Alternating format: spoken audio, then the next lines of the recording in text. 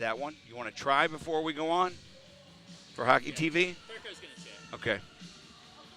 They weren't getting any levels on it because I had the master down. It's probably too hot now. Are we on? Yeah, that helps. Okay. Keep it about right there. If it's too hot for you, just adjust it in your ears. Here. Okay. Are we on live now, Drev? Yeah, we're on, but there's nobody here but us. I hate doing an interview with no listeners. Yeah, we come back between periods? That might work. It will record, though, what we're saying now. So we're careful what we're saying. Doug, that's probably a great idea. Come back. We'll have plenty of listeners by the end of the first period. If you can, do you have time to come back? Oh, yeah. You sure? Yeah. Okay. And you have your sweet passes already, Good to right? go, yep. Okay. I didn't even think about not having any listeners because they're not used to it. Half an hour earlier than normal? Yep. Yeah, we usually do a pregame, which really we only started a pregame 2 or 3 games ago at 6:30, and I was going to push it up earlier to get you in before we do a pregame, but I never thought about the listeners. That's why I don't do anything important. Yeah. Because I'm not smart. So if you can come back, if you will come back to the end of the first period, we'll definitely do it then, and we'll have plenty of listeners then. Okay? Sounds good. Okay. Sorry about that. No worries. Hey, at least I didn't lose any listeners, right? No, you did.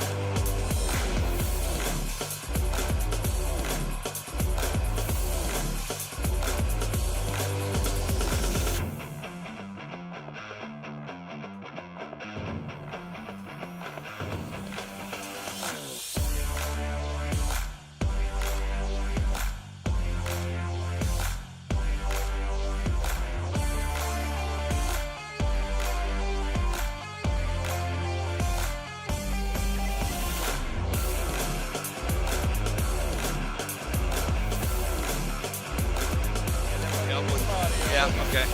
Testing 1 2 3. Testing 1 2 3 4. Testing 1 2 3 4. Test. Testing. Something's wrong. Try yours. Testing. No, you said we're good. All right, we're good. He said. Is there a way we can look where that level is? Because we got to go back to it. Yep, right on the button. Like at 3 o'clock? 3 o'clock. Okay.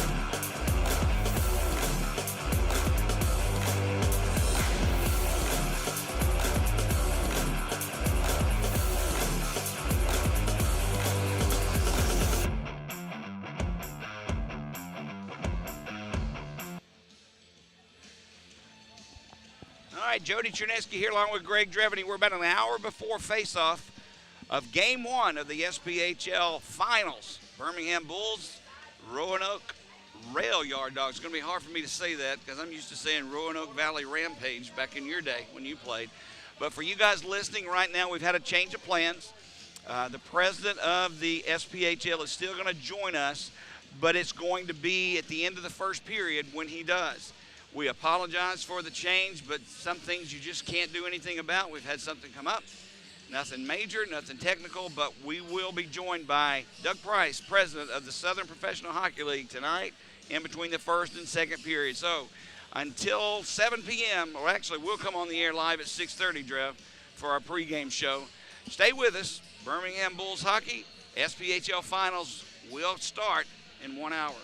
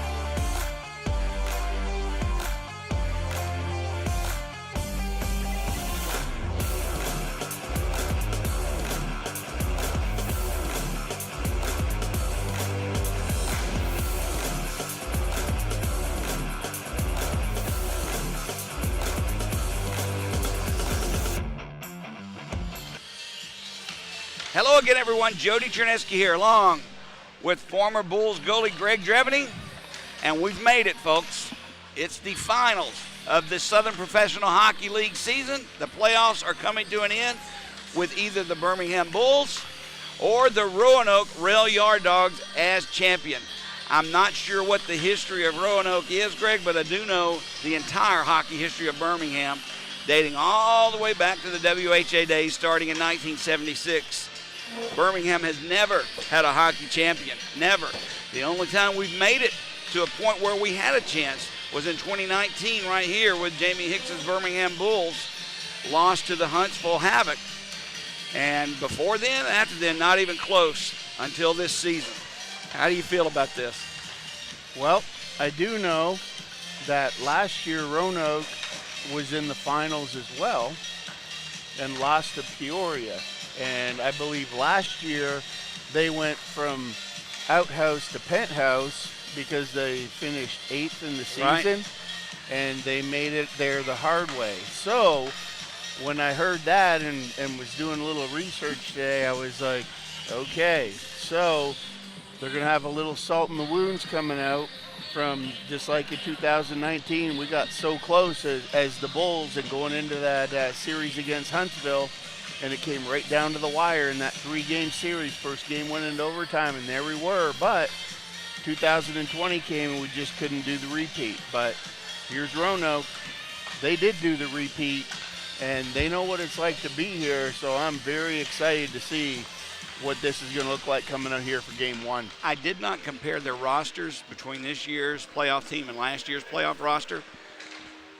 But did you have a chance to look to see how many have been to this spot before? How many on this year's Roanoke roster were on it last year in the finals?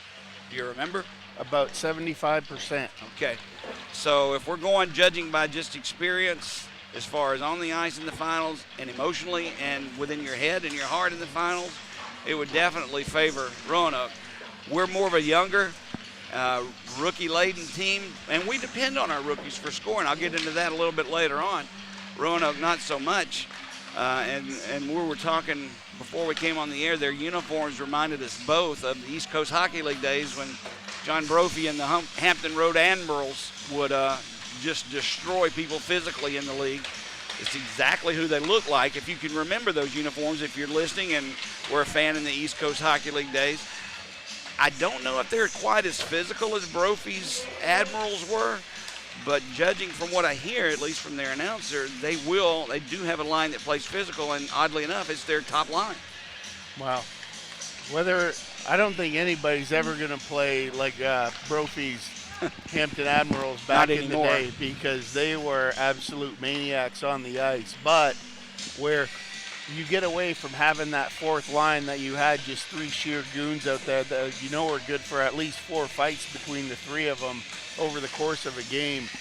The one thing that I do think that the Admirals do bring to the table, much the same as Brophy's team, is that they are going to work as hard as they can from the drop of the puck until the final buzzer, and they are going to be relentless in their effort. You mean the Rail Yard Dogs? Yes. You said the Admirals. It's going to be hard not to call them the Admirals.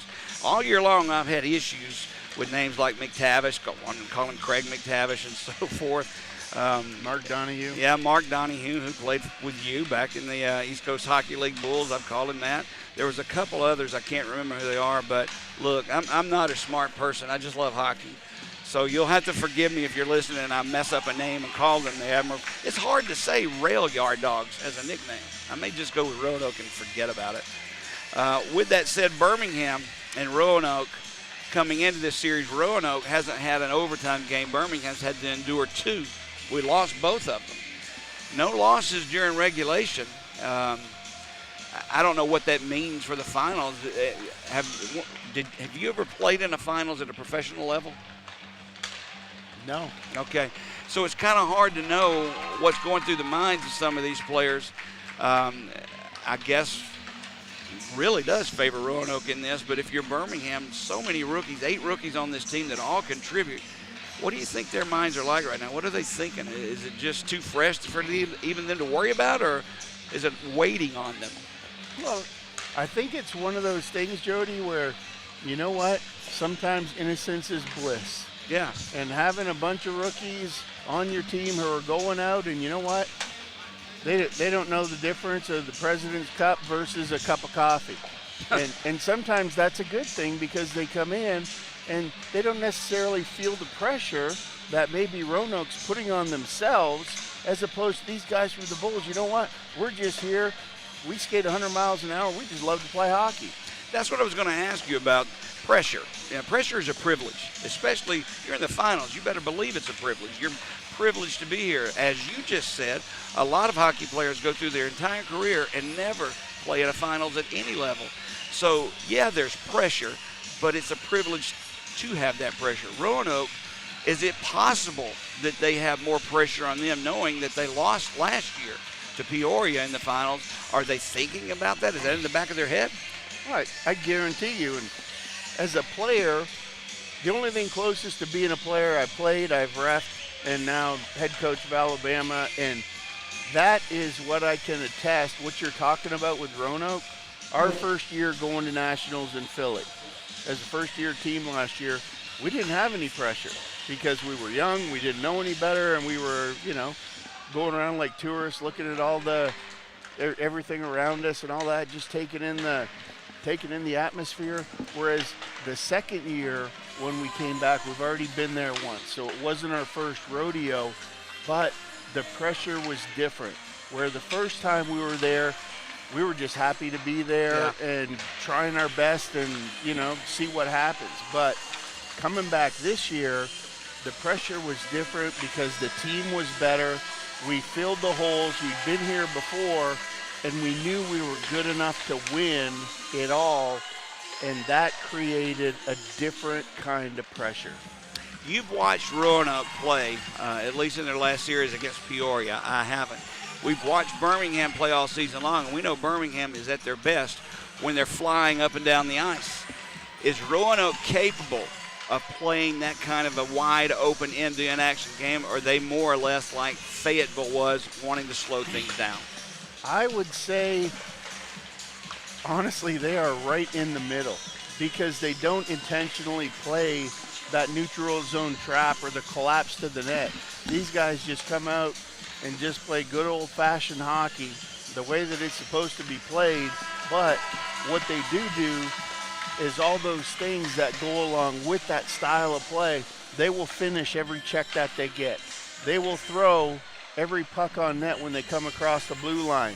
And they won't just throw it to the net. They will crash the net looking for rebounds because that's how the majority of their goals are scored. They score dirty goals. Well, sometimes that's what it takes. You need the greasy goals now and then. You need one to bounce in off of a leg in front. That's why in the first series against Fayetteville, I could not get off the fact we couldn't get traffic in front of the net because I know that's what can happen. So, and another odd thing about this series, I'm not sure odd, but interesting, their head coach, Dan Bremner, played in the Southern Professional Hockey League with Columbus, and he was out of Columbus the year before Craig Simchuk came in. So they both play for the same team, just really a year apart. Bremner, when he played, I also noticed, never had a season south of 100 minutes in penalties. Simchuk, of course, the last time he suited up for the Bulls, now the head coach, he led Birmingham in scoring within the playoffs. So do you think your playing style will eventually represent your coaching style? Can we expect that from Bremner? I don't, because the game has changed so much. You know what I mean? And like both those guys, if you had tier teams that they coached that mirrored how they played, there'd be fights from the drop of the puck until the end of the night. And we mentioned Doug Price earlier. He would be having a fit from all the suspension, the guys getting thrown out and everything like that, because that's how those guys played. But if you take that aspect out of the game because it's not really there anymore, but you take that internal aspect that goes along with that and the drive and the I will run through a wall and I will do whatever it takes to win a hockey game, and just that tenacious energy that both those guys had as players and now they both possess as coaches, I think that's what we see out of Roanoke. And when the Bulls are on and they're giving 100%, that's exactly the way Simchuk plays. We'll talk about this after our break when we come back before the game to continue our pregame show. But unlike, you mentioned mirroring a season, unlike the regular season for Birmingham, the first period has not been friendly to us. Not only have we just scored one goal in the first period throughout the playoffs, Greg, we haven't had a lead at the end of one throughout the playoffs. Well, I tell you what, Jody, what I do like about playing Roanoke in this series is these teams have only played each other 4 times this year. Right. You know what I mean? So you're not coming in with any preconceived conceptions about what this game is going to look like, as opposed to playing Pensacola 8, 9, 10 times, playing Huntsville a whole bunch of times throughout the year.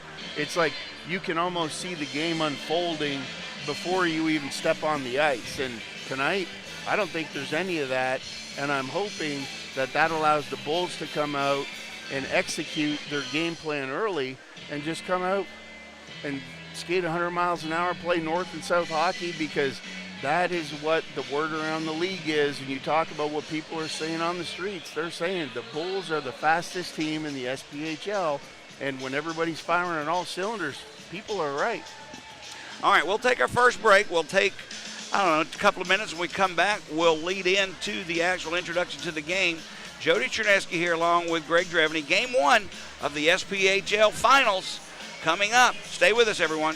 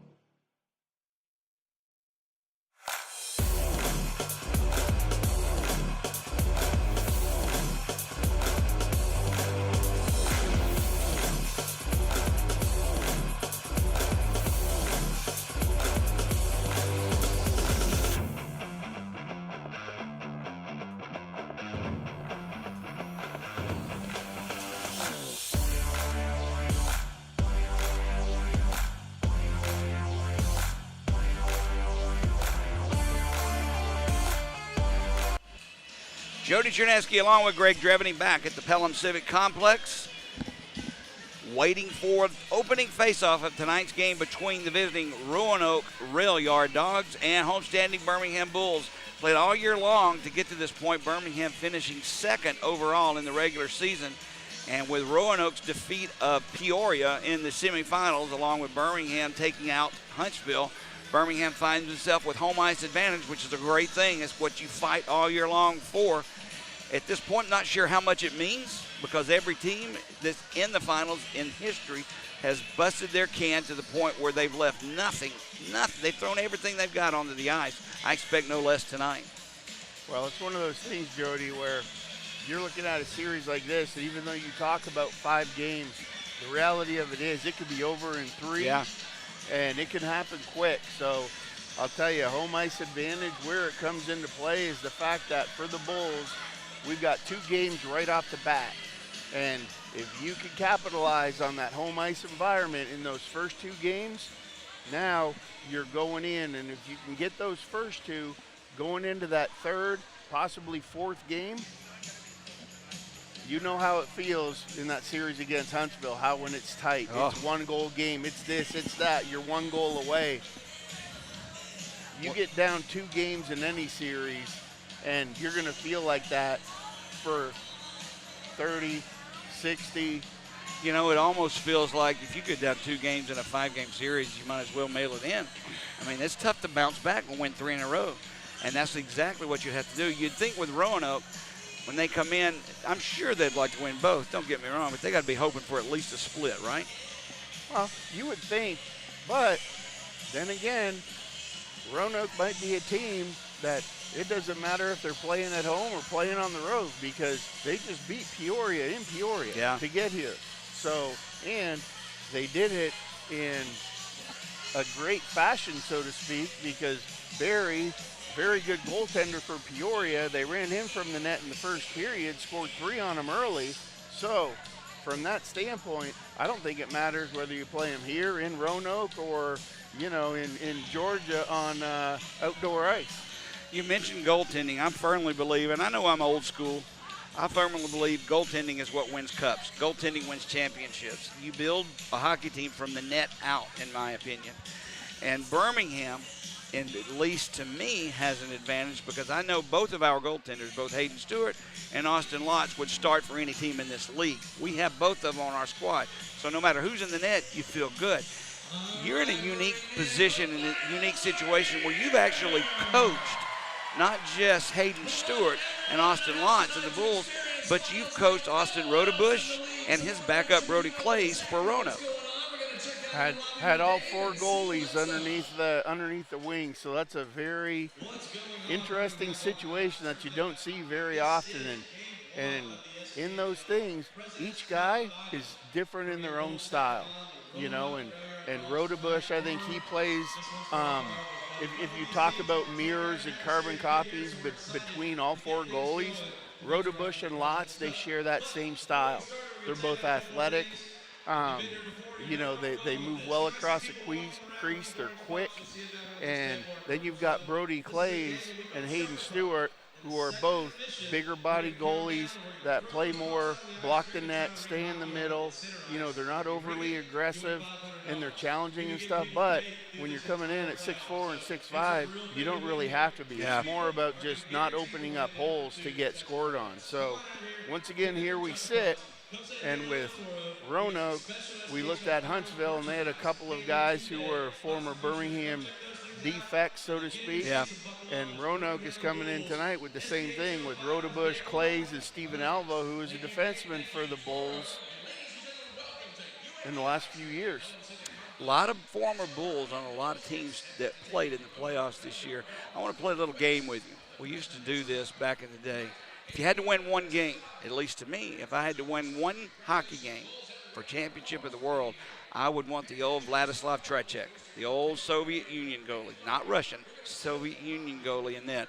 He's the one the Americans in 1980 chased out of the net, and they had to input Vladimir Mishkin for all you old guys that remember the miracle on ice in 1980. I still would rather have Vladislav Tricek in the net than anyone. So I'm going to play this game with you. You know all 4 of these goaltenders. You have to win one hockey game. Who are you putting in net if you're head coach and you need to choose one of these 4?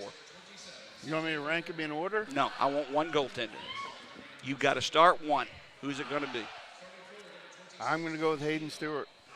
Why is that? Just because of the series that he had against Fayetteville. I mean, the guy absolutely stood on his head, and he won those 2 games for us. And, you know, Austin Lotz has been solid as well in the Huntsville series. But without Hayden Stewart, we would have never made it to the Huntsville series. And then when Hayden went down and Lotz came in to fill his shoes, that put us in a scenario where without Austin Lotz, we wouldn't be here. So, but if I'm picking one, I'm going with Stewart. We've both talked about the playoffs being different from regular season, and what you just said, I'll take it to heart. But without Austin Lotz, we're not winning in January and February to get to this point either. Absolutely. And that's why you want to rank them in order. I'd have Stewart 1, lots of close second, and then I'd go Rodebush and Clays. All right. Speaking of the goaltenders, we assume, as we're checking out the starting lineups now, Rodebush, of course, he's played in every playoff game for Roanoke. He has a record of 4-1-0, goals against of 2.21, save percentage of 9.32. Birmingham is going with Stewart tonight, record of 2-0. Before he became, I don't know what exactly happened to him, but he got ill, and it took him a few days to get over it. And by that time, Austin Lotz had taken over and was playing well against Huntsville. Hayden Stewart, a goals against average incredibly of 1.0 and a save percentage an astronomical 0.966. That's almost perfect. You're not going to be perfect in this game, I don't believe. No, you're not. And we're learning, even as you know, reminiscing about a game last night in the NHL with Boston and Florida, you can see about how easy it is and how critical every single mistake that any individual player makes. And with Ullman last night, that little backhander flip pass to Chuck from Florida coming out, and you know that's just got to be a heartbreaker for you coming in and doing that in the Stanley Cup playoffs against the best players in the world. So keeping that in mind, my mindset is, you know what, mistakes are going to happen. It's just like a football game. Quarterbacks are going to throw interceptions, but you know what? What matters is what they do after there's a hiccup. Bring it back, clear the mechanism, get back on track, and keep this ship rolling. All right, we got about 12 minutes to go before opening face-off of tonight's game. Birmingham, as I mentioned a little bit earlier, has kind of a reversal in the playoffs that they had in the regular season, Greg. We jumped all over teams in the first period, and they had to play catch-up against us throughout the game. Most of them could not because of the speed and the goal-scoring capabilities that we have. But for some reason, in the playoffs, things have flipped. Birmingham, scoring by period, that we scored 1 goal in the first, 8 in the second, 8 in the third. Conversely, shots on goal, we've only had 45 shots on goal in the first period, 78 in the second, 60 in the third. Roanoke has jumped on their opponents early in this playoff. As you mentioned, 3 goals in game 1 or game 3, first period against Peoria. They've scored 7 in the first period. Just kind of odd how things have flipped from regular season to the playoffs. Well, I think part of that is from coaches analyzing what made Birmingham successful. So it's no secret to me that down the stretch, as you saw teams like Knoxville and Fayetteville and even Huntsville to a certain degree, that those teams did not come out and try and run and gun with Birmingham. They all played the trap. They all kept 3 guys across their blue line, forcing Birmingham wide. Instead of carrying it across where they're successful, dumping it in and chasing the puck and everything like that, where, you know what, that's not Roanoke's style. And I don't think Roanoke's going to come out here and try and play any kind of trap. I think Roanoke's going to come out here and try and play punch-in-the-face hockey, and we'll see how the Bulls do against that and bring their speed, and let's go. Open door, north-south hockey, end-to-end action. I think that's what we're going to see tonight. One of the stats that has just blown my mind all year long, and I've said it all year long, is first goals and what your record is after scoring the first goal of the game. It makes no sense to me how a goal 30 seconds into the game and you wind up because of that goal, or, well, not really because of it, but in a goal you score 30 seconds in, you win 28 of 30 games. These two teams mirror each other exactly in the playoffs. Birmingham has scored the first goal 3 times, and we're 3-0 in those games. Roanoke has scored the first goal 3 times. They're 3-0, and they're in the playoffs. Do you think it's just coincidence, Greg, or there's got to be something to it when you're 6-0 when you score first goals? I think it's about confidence and about the flow of the game. And so many times these games are so tight, that first goal is so important because how are goals scored in this league? They're scored from somebody making a mistake. And usually it's a very glaring mistake. And I think when that happens, I think that the whole team, when everybody's rolling and everything is going great, everybody can ride that wave. But when somebody is the weak link in the chain, I think that it just deflates the team. And any team, whether you're talking about Roanoke or Birmingham, they have trouble recovering from that and putting it back together and getting back on top of the wave and riding the surf down the other side. You know, hockey is just a completely different sport than it's such an emotional game. And for a fan, it's so emotional. I can't tell you. We had Craig Simchuk's parents up here a little earlier saying hello to us. And his mom, she said, Jody, you're just like me. You're so excitable. You get so into it. You get so nervous. And Greg calms you down. Am I going to be able to take a 5-game series if that's what it actually goes to? We see a picture of Jamie Hicks, a video message on the board. Classy, classy guy. Jamie Hicks wishing Craig Simchuk and the Bulls the best. He gave it his all. He's back in Canada now with his family, doing what men do, being with your family. And I can't tell you how much I respect Jamie Hicks. But right now, after being a Bulls fan in 1976, going to the Coliseum with my dad to watch the WHA and all the stars that were in the WHA, we never even made the playoffs, Greg, in the WHA. Then I worked for the Bulls in the East Coast Hockey League back in the 90s. While we made the playoffs, didn't get very far. Come back here. I'm not an employee of the SPHL Birmingham Bulls, but I am, I guess, a contracted employee. I do their games for them along with you.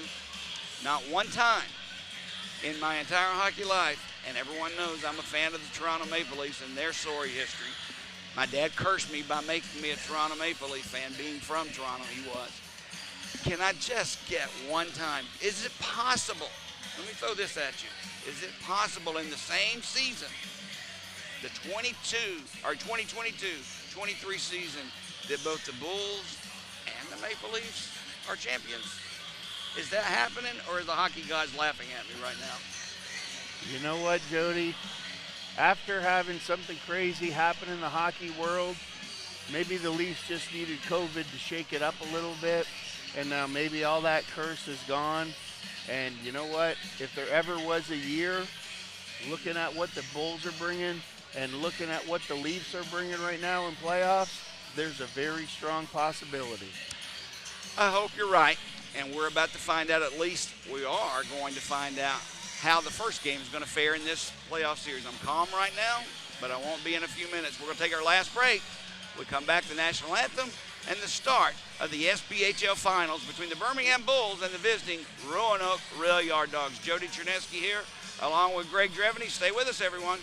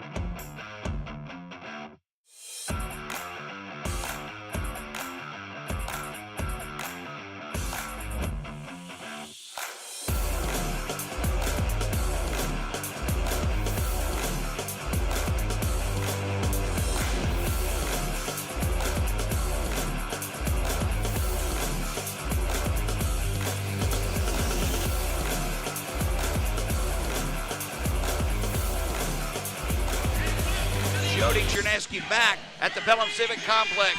Game 1, SPHL Finals, Birmingham and Roanoke. In the 2019-20 season, Birmingham defeated Fayetteville, then Roanoke before losing in the finals to Huntsville. This time around, the Bulls beat Fayetteville in the first round, Huntsville in the semifinals, and here we are again in the finals, this time those same Roanoke Rail Yard Dogs.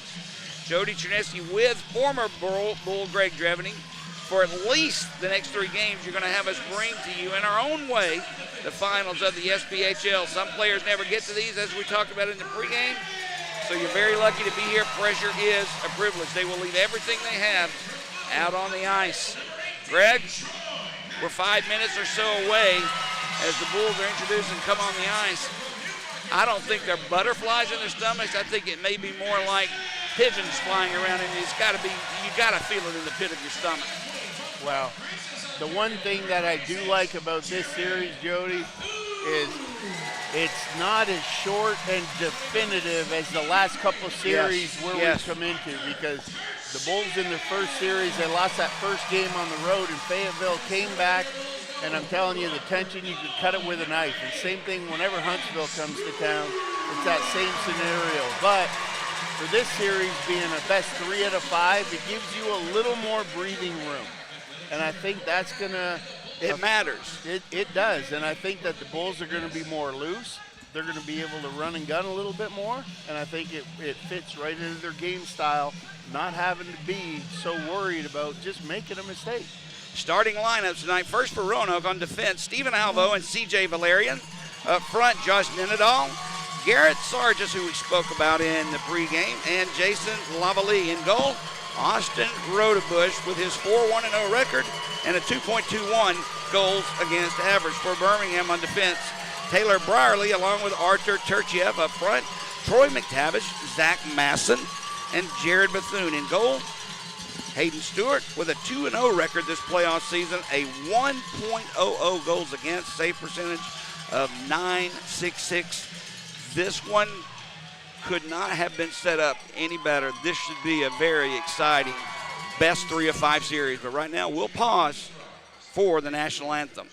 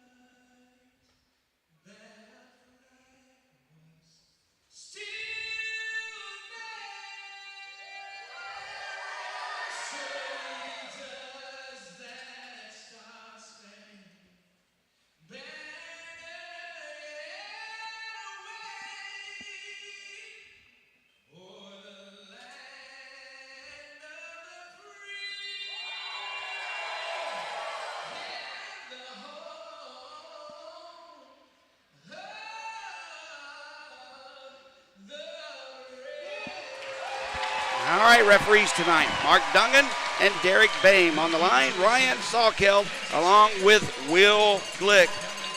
And in honor of my father's favorite announcer of all time, Foster Hewitt, hello Canada and hockey fans in the United States and Newfoundland.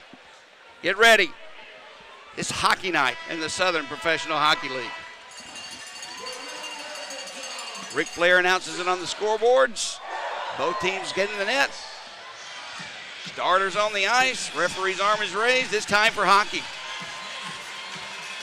And I think tonight, Jody, coming into this, you know how I feel about playoff hockey and any hockey.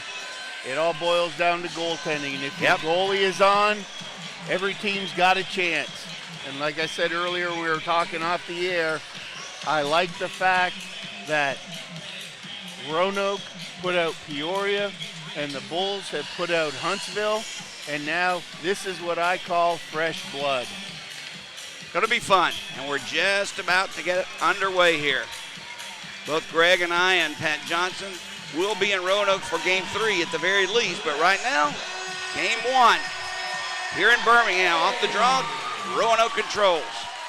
Spinning through neutral ice, Stephen Alvo sends it behind Stewart, who'll stop it. Well, deflects it there for Turchiev. Sends it around the board. Sargis keeps it in. Here at Sargis, have it taken away by Bethune. Loose along the near boards, cleared, and Stephen Alvo picks it up for Roanoke. Nenadal circles back, turns it for Alvo. Avoids a hit there by Bethune. Loose puck out in front. Score! Jake Pappalardo picks up the puck as Birmingham outworks Roanoke behind their own net. And bing, bang, bong, Birmingham is up 1-0 in game one. Just like that, we talked about in the pregame, Jody, that north and south speed, getting the puck deep. You talked about the importance of a good first shift and being physical. Bethune came back right behind the goal line with a big hit, knocked out Alvo. The puck squirts loose. They came in, threw it out front, and Pappalardo made no mistake and beat Rodebush early. 29 seconds in, Birmingham's leading scorer, Jake Pappalardo, scores his 4th goal of the playoffs. And Birmingham, a huge goal. We've talked about what first goals have done so far. We'll see what happens tonight. Now off the boards, taken by C.J. Stubbs for Roanoke. Ahead for Nick Ford. Ford, as Romeo hit Stubbs, no interference was called on the play. Could have been. Down low, a shot taken, goes wide. Steered aside, that is, by Stewart. Now Stubbs with a shot. Save made, rebound, loose in front, still loose. Donahue picks the loose puck up and skates away for the Bulls. Avoids a hit. Loses the puck. O'Day picks it up. He's taken out by Davis. Around the boards is played. Bounces out behind Stewart. Kolatarsi picks it up for the Bulls behind his own netminder. Birmingham, early goal. Up 1-0 here on Roanoke. Behind the net, Kolatarsi still looking for an outlet. Jansen in front of Stewart. Waits for Kolatarsi's move. He's still there. Hesitating. He'll send it that far side for Romeo. Off the boards, played for Birmingham down to his Gillespie. He takes a hit. Still loose. Picked up by Jaswal. Roshan Jaswal for Jansen. Jordan Martin takes him off the play, but he'll still have control of the puck. For Vroman. Jared Vroman off the boards. And here comes Vizzo through center ice. Kolatarsi back on defense along with Davis Ross. Along the far boards. Puck knocked loose. Birmingham. Mercado will bank it off the boards back into the Roanoke zone. 2 minutes into this game, Bulls leading 1-0. Stephen Alvo sends it far side. Through center ice. Now the puck was deflected. Now they'll rule Nenadal did not touch it, so an icing will be called on Roanoke. And I tell you what, Jody, you talked about how the Bulls are going to come out tonight and how important it's going to be. Even on their second shift of the night, Mercado coming out. A neutral zone forecheck, moving his feet. Bethune, D to D on Roanoke. Bethune skates all the way across the ice like a steam engine going in there, and Roanoke's D knew he was going to get hit. That's exactly what the Bulls need to do and carry that out throughout this game. Face-off control by the Bulls. A shot right off the draw taken by Bethune as he spun around and snapped one in. Rodebush gobbled it up in his belly and holds on. With 17:45 to go here in the first period. Bulls up by 1. So important there for the Bulls as Rodebush got beat early. You want to put as many shots as him as you can in the next 3 or 4 minutes. Taylor Brierly with a shot just goes high of Rodebush. Rebound comes all the way at the point for Turchiev, who will send it right back behind for. Bethune sends one out in front. No one there. It comes all the way to the blue line, kept in by the Bulls. Mercado has it behind the goal line. He'll skate and leave it for Bethune. Taken away from him by Nenadal. Now Lavalley takes it, sends it ahead for Alvo. Bethune trying to check it away from him. Does. Turchiev picks the loose puck up for the Bulls. Far side, Mercado spins away from Sargis. Sends one in. They'll go off for a line change. We'll keep an eye on Garrett Sargis. He's had a whale of a playoff so far. Now Matt O'Day brings the puck for Roanoke. Lifts one in high past Davis. O'Day with the shot. Save made. A good one by Stewart as O'Day lifted it over Davis. Found the shot and took it. Now Davis takes the puck away. He's in all alone. Davis backhand. Save made by Rodebush. Davis with the rebound. Tries to set up Donahue. Couldn't. Romeo behind it. Tries to set it up behind the net. It was intercepted. And right now, Birmingham buzzing out in front. Pappalardo couldn't get a stick on the puck. Good pass it out to him. Chase Carter sends it far side for Romeo. Knocked away from him by DeVito. Nick DeVito hit by Carter. Puck comes close to Stewart, who bangs it himself behind the net and played along the near boards. Loose puck picked up by Ryan Romeo. Behind the net for Chase Carter, who'll skate away. Ahead through center ice for Papalardo. Tried to hit Rose, couldn't. Now C.J. Stubbs will put it right back into the Bulls zone. Played by Stewart. Ahead for Gillespie. Roman now has it at center ice. Back in his own zone. A lazy pass there, almost intercepted by Rose. Now it's loose. Center ice knocked into the crowd and out of play, so a faceoff will come with 15:58 to go in the first period. Free puck there, one into the stands. One lucky fan gets to take that one home. Special Birmingham Finals playoff puck. But back to Mike Davis. If I'm Rodebush there, even on his Davis coming in one-on-one, Rodebush knew he was beat. He left the 5-hole open and Davis just couldn't convert on it. Off the draw, Davis Ross will send it deep. Played behind the net by Rodebush. Martin, that is, pressured him, so he'll give it to Jazz Wall. Now played near side. DiCarlo tries to get it free, does. Through center ice, picked up by Vroman. Vroman takes the shot, deflected by Kolatarsi, never made it through, can't clear. DiCarlo keeps it in, near face-off circle. Spins away from Davis Ross. Back at the point for Steven Alvos. Takes a shot, he scores. Not a hard shot, just a wrister. Snapshot, so to speak, but right in the slot. Beats Stewart left side, low on the ice, and this one is tied up at 1. And backing that up a little bit for all you kids at home who are up-and-coming hockey players, there's no room in hockey for backhands. There's no backhand sauce in the neutral zone, and do not clear your own zone with a backhand. That one was kept in by Alvo. He stepped to the middle, shot low through traffic, and he just beat Stewart. Game's tied up 1-1.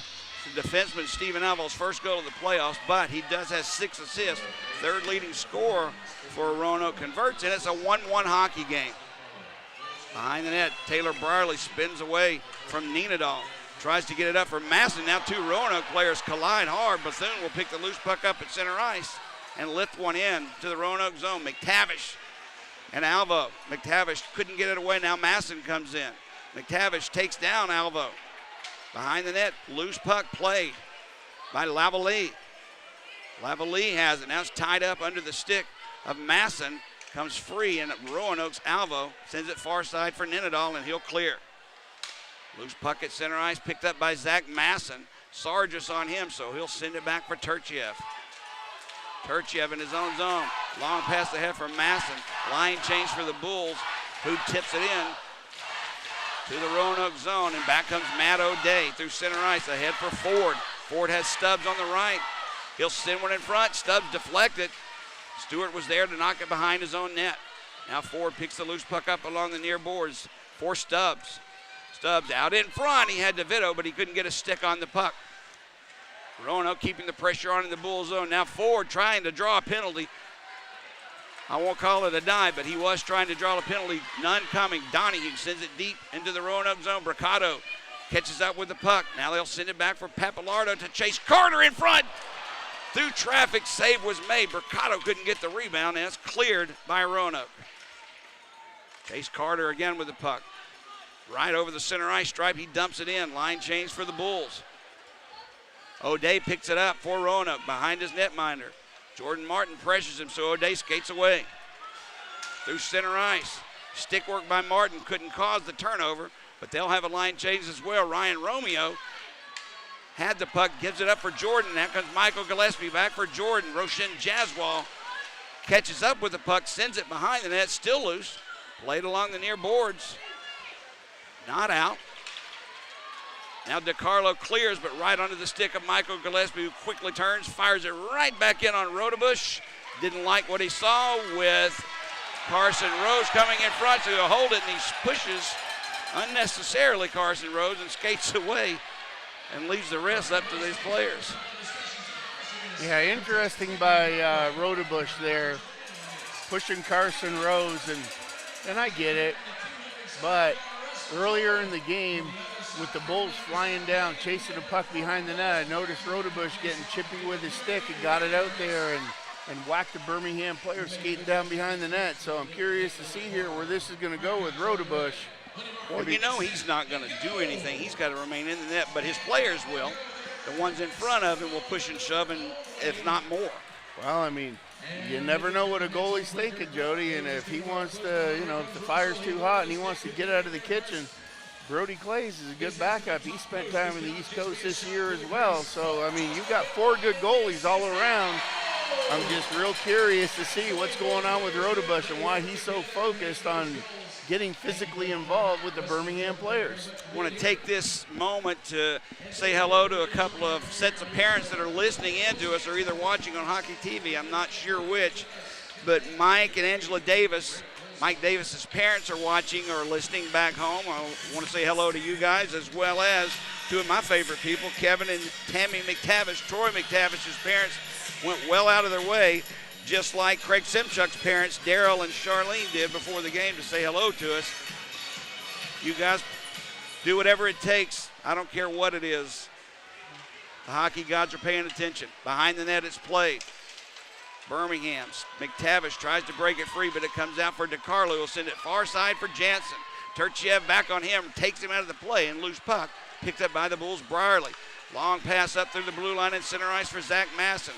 Masson lost it, and it was brought in by McTavish. Masson was in ahead of the play, so offside is called on the Bulls.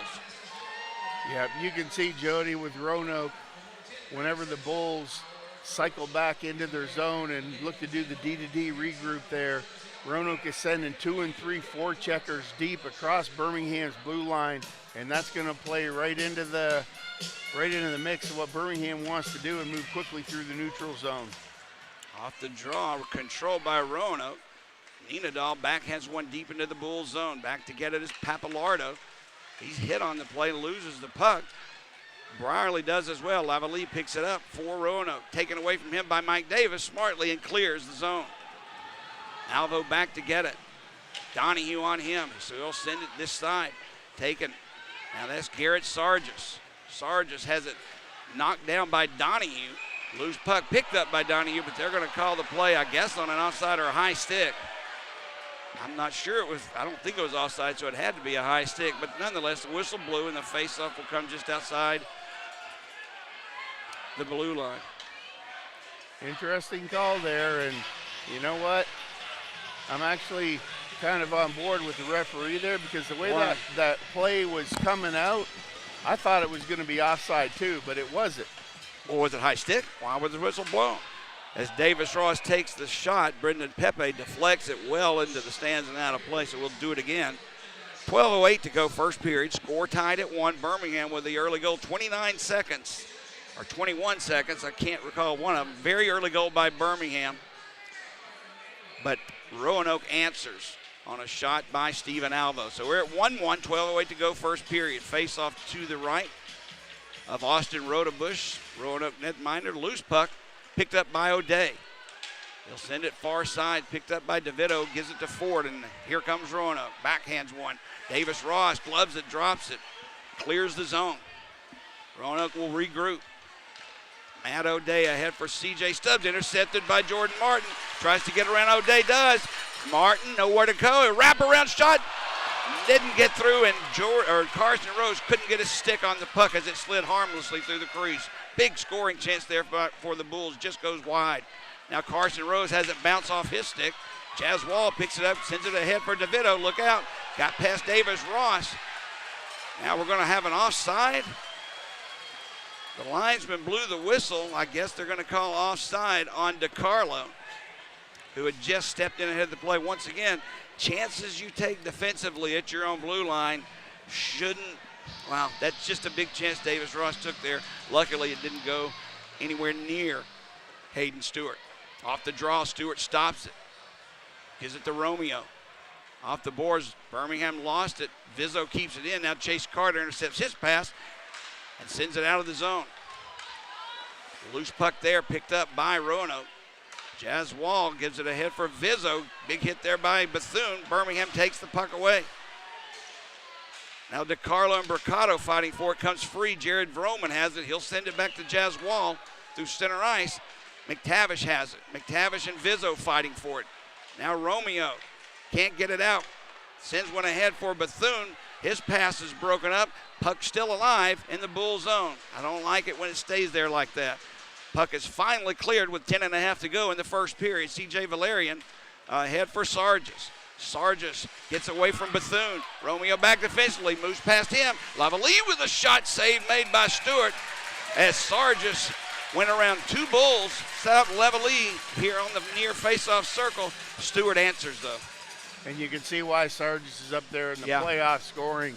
Just so much composure and patience coming across. The puck's bobbling around, and it doesn't faze him whatsoever. He just takes it, cuts to the middle, and dishes off to the side for a good shot.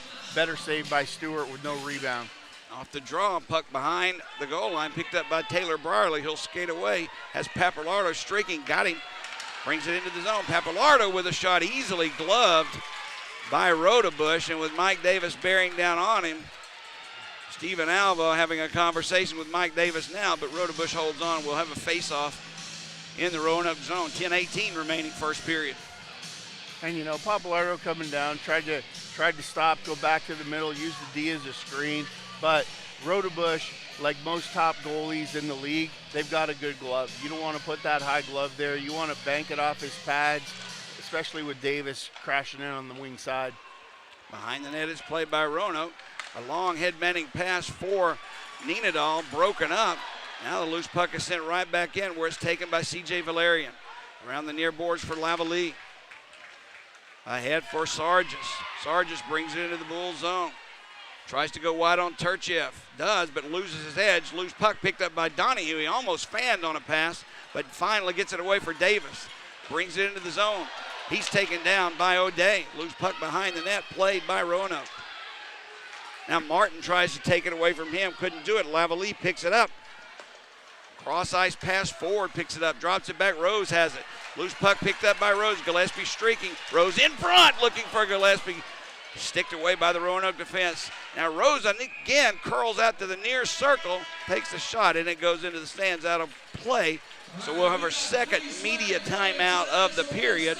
9:27 to go. First period, Birmingham and Roanoke tied at 1. And you can see how dangerous the Bulls are, Jody, when they carry that puck across the blue line and they go wide to the boards with it and they drive around the D with speed. You know, I know we've talked all year about certain teams having slow D and everything like that. Maybe people are right. The speed that Birmingham has, it's hard to turn around. Yeah, it could cause trouble. If it's Mike Davis, Carson Rose, Papalardo, Masson, I mean, you name it. When those guys get going at full flight, I don't care who you are on defense, it's hard to turn and pivot and open up your hips and stay with them as they drive wide, looking for that cutback and play to the net like Rose had there for Gillespie. Birmingham's getting some success dumping that puck in, deep forechecking, trying to set up someone in front. It's worked a couple of times. It worked for the goal. So we'll see if that strategy keeps alive. Face off to the right of Austin Rodebush. Jordan Martin for the Bulls. And I believe that's Nick Ford for Roanoke. Puck is dropped loose in the dot. Back it goes. Ross keeps it in. Cross ice pass, Colatarsi for Ross. Ross down low. Gillespie has it. On his off wing, Gillespie tries to set it up in the slot. Puck comes back to him. Behind the net is played by Jordan Martin. He's pressured there by two different Roanoke players. Martin picks the puck up. He's knocked down by Vroman. Cross check from behind is Carson Rose. No call right in front of the referee, which is okay as long as we're consistent in not making that call when it's on Birmingham. Davis Ross for Colatarsi off the boards for Zach Masson. Del Ruhi didn't touch it, so that pass from Colatarsi all the way down the ice. They'll call icing, so that line has to come right back on the ice. Gillespie ordered by the referee to do such. Yep, they can't change on an icing call there, and that's a tough play there for Masson on the far side of the red. It's just a little, the play there is a little tap in for the far zone, but with a guy right on him like that, you got to be real careful that you don't get hammered against those far boards. Off the draw, Roanoke controls. Shot taken, stick to side by Stewart. A little more difficult shot to save than it looked, and Zach Masson, through four different Roanoke players, can't get through. It's picked up by DiCarlo, who will send it ahead for Vizzo. Just that quick back into the Bull zone. Jansen behind the net. He loses it. Davis Ross takes it away. Banks went off the boards, but not out. Ricardo loses it as he had it just for a second. DiCarlo brings it right back in. Looking for Jansen in front. Deflected away by the Bulls, and we'll try it again. Zach Masson at center ice. Sends it ahead for McTavish, but McTavish in a step ahead of the play, so another offside call. And you see Roanoke's style of play. They're not playing a trap. Their style of play is just all-out aggressiveness. Yeah. It doesn't matter if it's in the defensive zone, the neutral zone, or the offensive zone. They're sending 3 and 4 guys after anybody carrying the puck. Looks like both teams really, the style of play they have, it's going to be very entertaining, but there's going to be a lot of odd man rushes going back the other way. Lavalley has it at center ice. Ahead for Sargis, just out of his reach. Ryan Romeo goes back. Sargis takes it away. Romeo picks up the loose puck as Sargis couldn't control. And the puck comes all the way back into the Roanoke zone where Lavalley leaves it for Pepe. Brendan Pepe loses it to Donahue. Sargis takes it away from him. Nice behind the back pass to Lavalley. Chase Carter there to take it away from him. Lavalley and Carter fighting for control. The puck comes free. And walking right out in front. Ninadal had a good shot. Stewart answers, made the save, rebound. Controlled by Roanoke, but Romeo takes it. Tries to send it in deep, can't do it. Papalardo picks the loose puck up and lifts it high. Pepe, hand pass. Rose took it away. Rose with a shot, that one high. Into the netting and out of play. It was a clear hand pass there by Pepe, but no whistle because Carson Rose picked the puck up. And I'll tell you something else interesting about this style of play that Roanoke's playing, Jody. It is going to make, no matter which zone you're in, you have to clear the zone. You can't have a soft dump that gets gloved down by the Get it dude. out. You can't get the puck cross ice on your blue line and get it taken away by Roanoke because they've always got 2 and 3 guys attacking the puck wherever it's at. So very aggressive style, as you said. Moving the puck consistently through the 3 zones will be imperative for Birmingham here. Off the draw, Nick Ford controls as Jordan Martin was tossed for Birmingham. Now DeVito has it. He'll send it in deep. Stewart stops it. He'll whip it around the near boards. Nick Ford is there, though. He'll give it back deep for C.J. Stubbs. Jordan Martin on him, pins him against the board. Puck comes free into the near corner. DeVito knocks it free. Now it comes loose for Carson Rose, who has Gillespie on his right wing. Gillespie loses the puck right at the blue line. It bounced off his stick, so an offside is caused by the bouncing puck. Faceoff will come outside the Roanoke zone with 6:44 to go in the first period. Score tied at 1.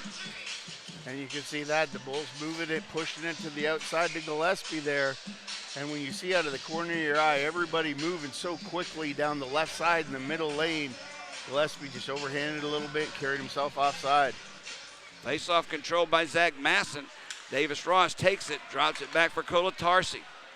Ahead for Masson off his skate, but he finds it finally and banks it deep into the zone. Bethune there along with Alvo fighting for it. Bethune throwing his weight around. Bethune and Alvo again. Puck comes free far boards. Kolatarsi pinches in. Nobody back to take his spot.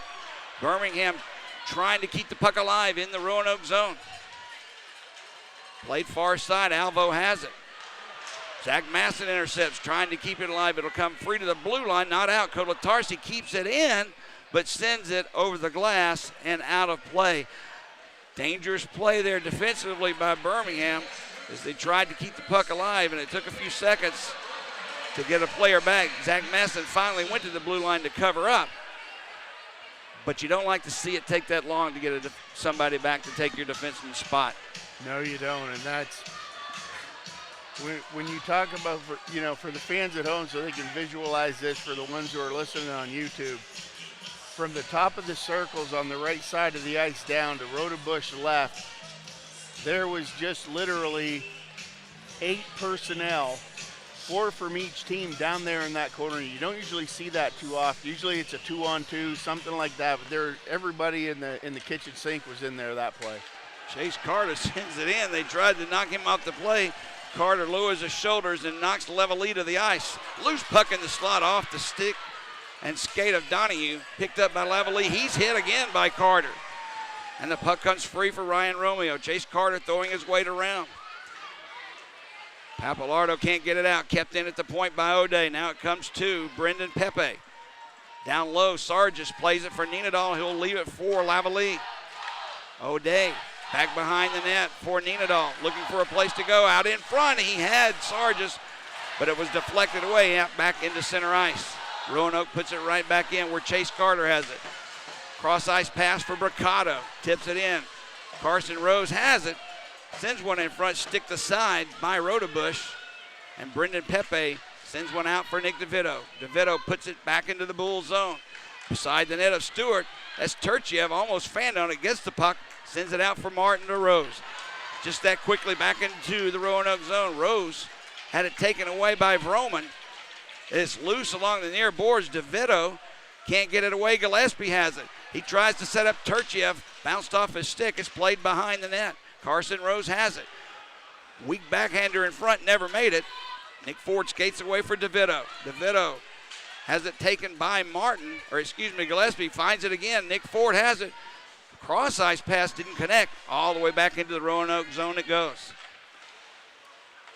DeVito back, deflects one into the Bull zone, played by Stewart. Turchiev has it. Ahead, dangerous pass right in the middle of the ice for Masson. Masson clears it just outside the blue line where Mac Jansen was there and put it in offside for Roanoke. I don't like to see those passes, Greg, out of your own zone right in the middle of the ice, and it happened again. Well, it's one of those things, Jody, and we saw it in the sequence just before the one that happened here. On the wall, a little backhand clear to the centerman where he should be curling, but that backhand doesn't have enough juice if it gets past the centerman to clear the blue line. And that's why, like that play, I prefer in playoff hockey, chip off the wall, clear the blue line. Yes. Doesn't matter what you do. Whoever has the puck on their stick, your first thought should be, I want to minimally clear the blue line, pick up the puck in the neutral zone, and then carry on with your offense. I've said all year long, please don't clear the puck through the slot, through the middle of the ice, the goal mouth. Use the walls, use the glass. Just get it out of harm's way, so to speak. Well, the through the neutral zone is your Achilles heel, and mine is backhanders. Face off outside the Bulls' blue line. Zach Masson and Vizzo. Masson controls. Davis Ross, not sure what he was thinking there. He sends it the length of the ice, and that's offside, or icing, and it wasn't even close. Yeah, I think he was trying to do a little flip side off the boards, but these weird curves that they have on their stick, it actually looked like it came off the heel of his stick, caught the toe, and went totally in the opposite direction. So I'll take that icing in that scenario. Face off to the left of Hayden Stewart. Zach Masson and Vizzo once again on the draw. Sent to the near wall. Colatarsi overskates it. Now Ross has it taken away from him by Vizzo. At the point, Alvo takes a shot. It's blocked by Masson. And it does clear. Birmingham, Davis Ross behind his own net, delayed offside, will be waved off as Roanoke clears the zone. Ross just tips it ahead where it's picked up by Roanoke. Alvo drops it back for Valerian. DiCarlo has it. Ross takes it away from him.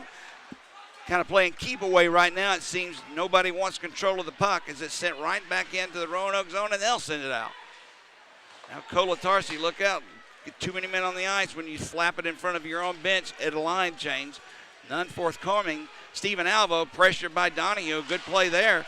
Birmingham will try and keep it alive. That's Donahue again. Now a penalty coming up on the Bulls. Delayed penalty as Valerian gives it up for Sargis. Sargis in his own zone curls, waits for the extra attacker, skates through center ice. Weaving, brings it into the Bull zone. DeVito takes a shot through the mouth and wide. Nenadal has it near boards. He'll drop it down low, back to Nenadal. Nenadal for DeVito, save made. DeVito has the rebound, far side. Valerian takes a shot, that save is made. The whistle finally blows, and Roanoke will be going on the power play. After the play was over with, Marcinkiewicz giving the stick to Chase Carter, but Birmingham will have to kill a penalty. Their first of the night, first of any of the night. Donahue skates off the ice. 2-minute power play now for Roanoke unless another call is made or a goal is scored. The call is being explained to Birmingham captain Mike Davis. Wants an explanation. I do too. I didn't see anything, did you? I didn't see anything that warranted a penalty based off some of the other stuff we saw that Yeah. didn't get called. But you can see Roanoke with their aggressiveness and puck chasing until they get into the offensive zone, and then you see guys scatter and they sit in those pockets of the ice in the shooting lanes, and they just look to make a quick little 3-foot pass, but the guys Wow. Marcin Kavics, a 5-minute major for spearing.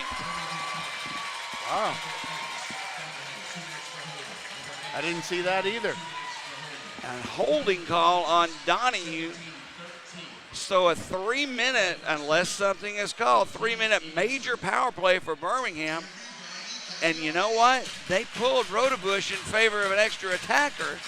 Well, but the play came on, so that had to occur 5-minute after. spearing had to come after Right. the whistle, maybe coming through back to their bench. Marcin Kavics is not in the penalty box. By far their fastest skater, actually put into the lineup tonight to match some of Birmingham's speed. Decisions now. Jason Lavallée will go across the way to serve this major penalty that was called on Dom Marcin Kavics. I'm just being honest. I didn't see either of the penalties. But we'll take it. It's a 4-on-4 situation for 2 minutes. And providing no other call, Birmingham will be on a 3-minute major power play. O'Day hit by Martin as play resumes. 4-on-4 hockey. Birmingham's Taylor Brierly has the puck. He'll skate behind his own net. Lots of open ice here for a fast skating team like Birmingham. Artur Turchiev now skates through center ice, gets around one, but not two. Puck taken away by O'Day, taken right back away by the Bulls. Near corner, or far corner, Martin and O'Day fighting for it. It comes free. Brendan Pepe sends it ahead for C.J. Stubbs. He'll send it cross ice for O'Day, who will bring it into the Bulls zone. Line change for Roanoke. Now Ford picks up the corner as puck as it bounced off the corner. Back out at the point, Alvo. Gives it for DeFito. Right back for Alvo. Whips it around the boards. Taylor Brierly there along with Matt O'Day. Brierly leaves it for Turchiev. He gets away from DeVito. Gives it right back to Brierly. Look out, right in front of his own net with the most dangerous player on the ice, Garrett Sarge, just watching him. Just whip the puck out and get it out if you can't move it yourself. Again, Sargis pestering on Taylor Brierly. Finally sends it to the near wall, but not out. Kept alive by Roanoke's DeVito for Valerian. Sargis through the slot. Blocked by Taylor Brierly, but he gets the puck back, sends it to the point. Valerian with it. Valerian sends one completely through the mouth. That more or less is a pass to Garrett Sargis, who has the puck at the blue line. Drops it for Valerian. We're down to 1:05 to go in the period. Behind the net, played by Roanoke. DeVito has it. It gets past him into center ice. 1 minute to go in the period. 12 seconds to go in the minor penalty to Donahue. And then we'll begin a 3-minute major power play for the Bulls. Roanoke has it. Jaswell sends it deep. Birmingham now on a power play as Donahue gets back on the ice. 5-on-4 for 2 minutes and 50 seconds. Only 35 seconds remaining in the period. Doesn't matter if the Bulls score or not. This will continue for another 2:44. This is a major power play for the Bulls after a 5-minute spear. Birmingham's Romeo gets it ahead for Papalardo. Donahue actually takes it from him and sends it deep. Rodebush whips it around the far side. We're down to 15 seconds to go in the period. Cleared by Roanoke. Romeo pick it up. We're down to 10 seconds to go. Romeo gets away from Nenadal. One last rush for Birmingham. Papalardo lost it for a second at his skates. Now has it, sends one through the crease. One last shot goes wide. Off the stick of Jake Papalardo, the goal scorer for the Birmingham Bulls. And at the end of one period of play, Birmingham and Roanoke knotted up 1 goal apiece. 2:14 remaining on the major power play for Birmingham as we head into the locker room. 1-1 the score. When we come back, SPHL League President Doug Price will join both Greg and myself. We'll have a conversation about the SPHL, Doug Price, Birmingham Bulls, Roanoke, and all things SPHL related. Stay with us. You're listening to Birmingham Bulls Hockey.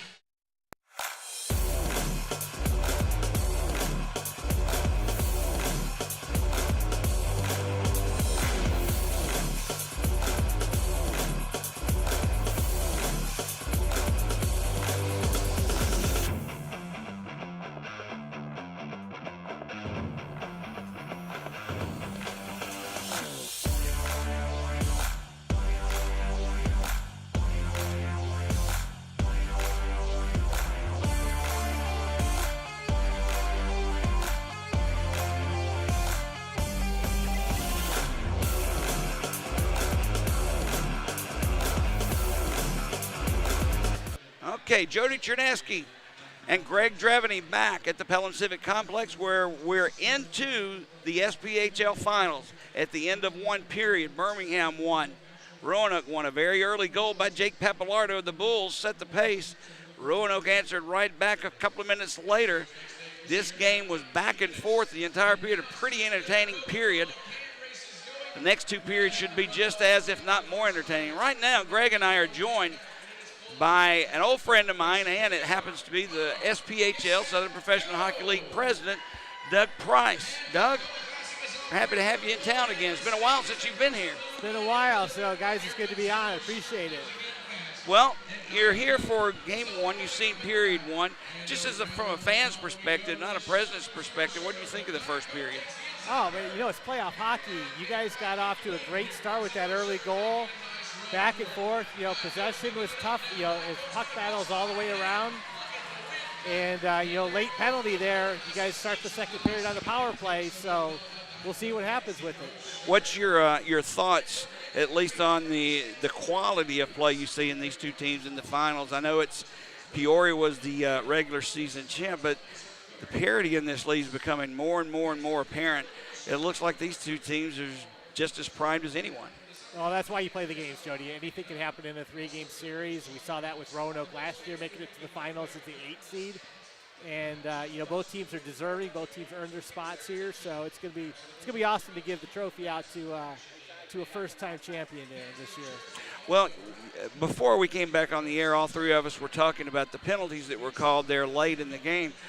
Between all three of us, no one saw the spear that was called on Dom Marcinkiewicz. Of course, we're not on the ice. We don't get to see everything close up like the referees do. But all year long, to be honest, the most major complaint I've heard has been about the officiating. Of course, that's the way it usually is in any sport for any team. But what have you heard as league president? This is a new association that we're using this year as far as officials go. Explain to the fans why the change took place, what happened, and what's been your feedback thus far on officiating in the league this year. Well, for a number of years, we used to work with USA Hockey, who provided their officials with their officiating development program.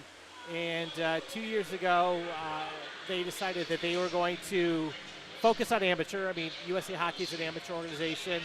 They were wondering, why they were involved with professional hockey. We were kind of the, I won't say test program, but we were unique in that they were working with us as a pro league. So we did find another organization who has been involved with officiating for many, many years. They supply officials all up and down the East Coast. Division I, working with us as well. So it was a good program to join. We're glad to have them. Everybody's always going to be, you watch an NHL game and everybody's up in there's an article on ESPN today about the officiating. What can be done? Wow. The game is so fast. We're up here. They're on the ice. They have different angles and different viewing points and things that they see that we don't, and vice versa. So, every sport's going to have complaints. It's just part of the nature. Well, and I don't even think it's complaints, because I tell you now that you mentioned that, Doug and Jody, I wasn't aware of the changeover, so thanks for that. But I will say, since I've came back and sat up here with Jody since November or whatever, I've been very happy with the officiating as a whole compared to what it was 5 years ago. And with your explanation, I get it, because back when it was through the other reffing association, it looked like they were reffing an amateur game, so to speak. Just some of the calls and things like that, where like tonight, obviously everybody's always going to be criticizing officials. I'm a referee in the off season too, and I get it. But I thought that ever since I've been back, I thought that the refs have been, for the most part, very good. Yeah, we're super pleased with the program. We have Gene Binda, who's been in hockey longer than I have. He has experience at all levels. And the program that he puts together, the guys he puts together with this, with the league, they are committed to our league. They are committed to improving the officiating program in terms of off-ice training and weekly meetings and even follow-ups, individually. If there's something that maybe got missed, or an interpretation maybe was wrong, they are on top of it, and they're working like we all are to improve the game, officiating, player development, all levels.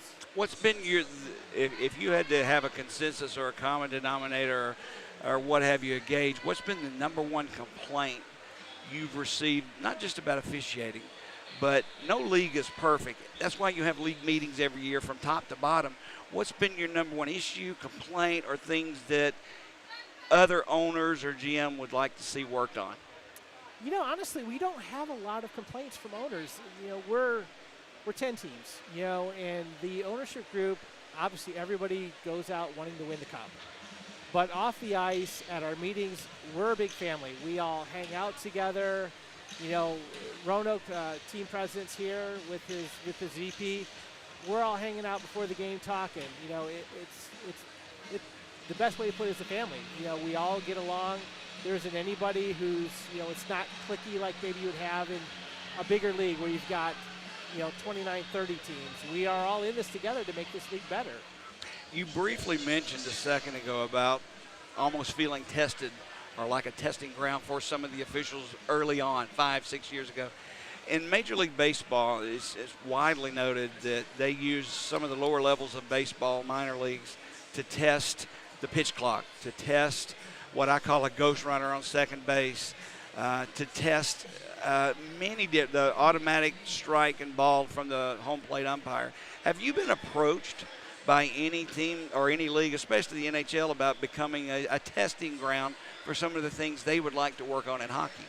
Well, we haven't really, but what's nice about the SPHL being an independent league is that we as a board and as a league can do different things. NHL 3-on-3 hockey, we started that year one of the SPHL. We founded that, and it was so popular, the NHL like, this might be pretty good for us. Shootouts, things of that nature. But, the 3-on-3 was a big thing, so when they announced that they were doing it, we're like, oh, well, yeah, we've been doing that for, a dozen years now, so. Well, I'm old school, Doug, and Greg's smiling because he knows where I'm going. I hate 3-on-3. I hate shootouts. It's a gimmick way to decide an extra point. Have you guys ever thought about, and I wish this would be more of a topic at the upper levels of hockey too, instead of the way this system is now, you award 2 points for a winner in a shootout, 1 point for the loser. Why not just give an extra point, that third point for a regulation win, and then split the 3 points? It just seems, I don't know, I don't want to call it unfair, but I just hate a 3-point game because someone decided they would hold off and try and hold on for an overtime. Well, you bring up a good point. To be honest, that has actually, we've discussed going to a 3-point system, 3, 2, 1. Right. Part of my job is kind of like, okay, what is this going to do for the league? Is it going to make it better? Is it going to make it worse? It actually makes zero difference. The extra point, I've gone through and done standings from past years, breaking it down where you have 3 points, 2 point, 1 point versus what the final standings were. If there was one flip in position, yeah, that was basically it. There was a year we might have had 2 teams flip. But it really, at the end of the year, as it relates to the standings to where everybody finishes, zero difference for the most part. As far as league play goes this year, attendance seems to be up league-wide. At least that's what Joe Stroud, the general manager of the Birmingham Bulls, have told me. Bouncing back from COVID, and I complimented you when this was going on 2 years ago when you and I would converse on the phone. I don't know how the league held it together through COVID because this is not a television revenue-driven league. There's really no extra revenue to be had except for advertisers and ticket sales. Thinking back on how you responded to COVID, are you surprised that you came out on the other end so well? The league was really committed to getting things going. That season that we played with only 5 teams, that was a huge commitment by our guys. This year was the first year that we ever cracked 1 million in regular season attendance league-wide.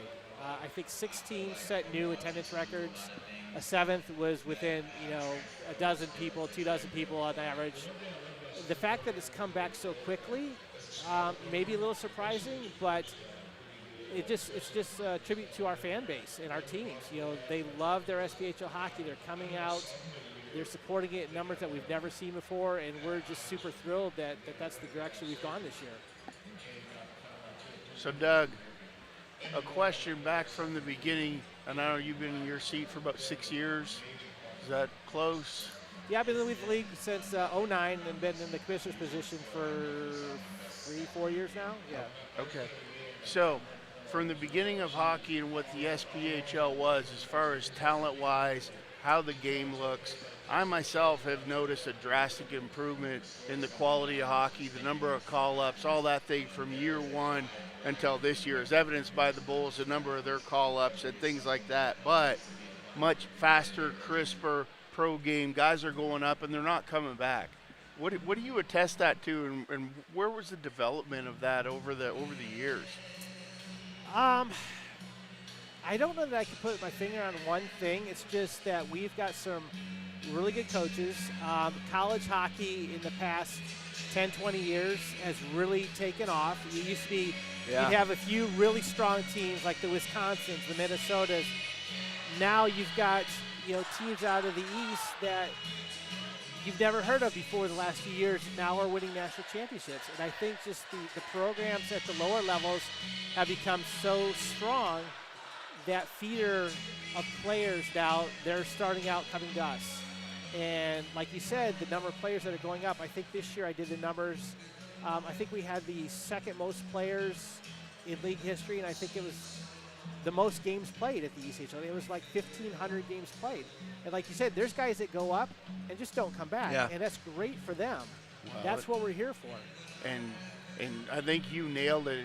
And you talk about those kids coming through in the colleges and now the different tiers of hockey at the college level and how hockey has exploded across the South and things like that. You know, the SPHL, it's the perfect insertion point for the late bloomers, so to speak, that go to school and maybe, they played AAA, got away from it, whatever. Then they go to school for 4 years and they're coming in at the NCAA D3 level, and even some to a certain extent at the high level club. But it gives guys an entry point at 24 and 25 years old, once they've matured and came up, to come into the SPHL, give a shot at pro hockey. Better yet, using your degree to make business connections, and then taking a shot and moving to the East Coast if that's what the hockey gods have in the cards for you. Yeah, and you bring up a good point. We're all former ECHL guys. We were there when it was back when it was the East Coast Hockey League. And early on in the ECHL, it was a very, very tough league. There were guys that come out of college and didn't want to go there because they didn't want to get beat up every night. Right. And the early days of the SPHL was similar. And as a natural progression in hockey, it's gotten away from the goon leagues, and it's become a skilled league that players now, instead of saying, I don't want to go to the SP, they're like, where can I go? Like, who's got a spot for me? This is a stepping stone for them coming out of college. They see what we are and what we've done in terms of development and moving players up, and everybody's gotten away from that old style. It's so great to have your fights. I mean, everybody loves a good fight, but the way everything's transitioned at all levels of hockey, from the NHL on down, it's an attractive place for players to come play and continue their career. I'd be remiss if I didn't ask about this, and I know you're asked about this by everybody, from fans to media to GMs to coaches to players. This is a league that's seen its teams and franchises come and go. We're at 10 franchises right now. Do you foresee at least an opportunity or a chance in the near future to get some more franchises in areas closer to, say, a Peoria or Evansville, and instead of more or less south of that Tennessee, Kentucky, North Carolina line? Well, we're always looking to expand. We don't have a set number of teams we're looking to go to. We want to make sure that if we bring in a team, and more importantly, a partner, that it makes sense for them, that they have the opportunity to be successful. It makes sense for our guys because we're a bus league. There's expenses to go from Birmingham to Peoria, Birmingham to Quad City. If we had taken on everybody who had interest in the league, we'd be in Texas, we'd be in New York, we'd be in Michigan, we'd be all over. We would have overexpanded, and we probably would have lost teams in the process because they just couldn't handle the extra cost of that kind of travel. We would rather, and I would rather as a league, have 10 or 12 solid, stable teams that are making money, that are doing well, than to be at 20 and you're wondering if half of them are going to come back the next year. You ever see a time in this league where we go to divisional formats, 5, 6 teams, east, west, north, south, however you want to divide it?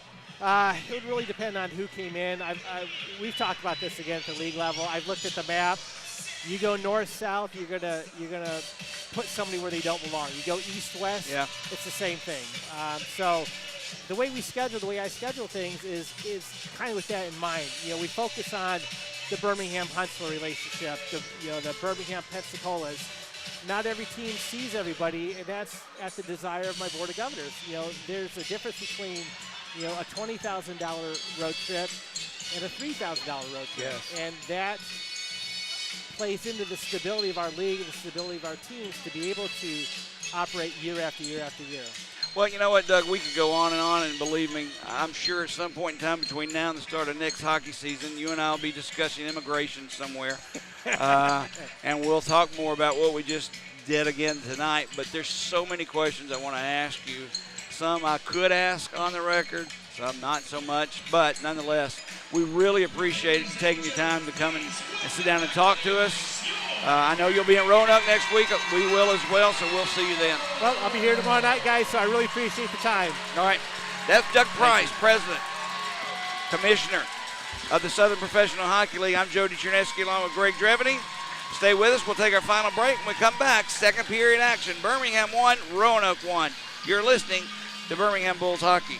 This presentation of Birmingham Bulls Hockey can also be heard while you're on the go via the Field Pass Hockey app. Read articles on your favorite team, view photo galleries, listen to live games and podcasts from across the AHL, ECHL, and SPHL by downloading the app, now available in the Google Play and Apple App Stores.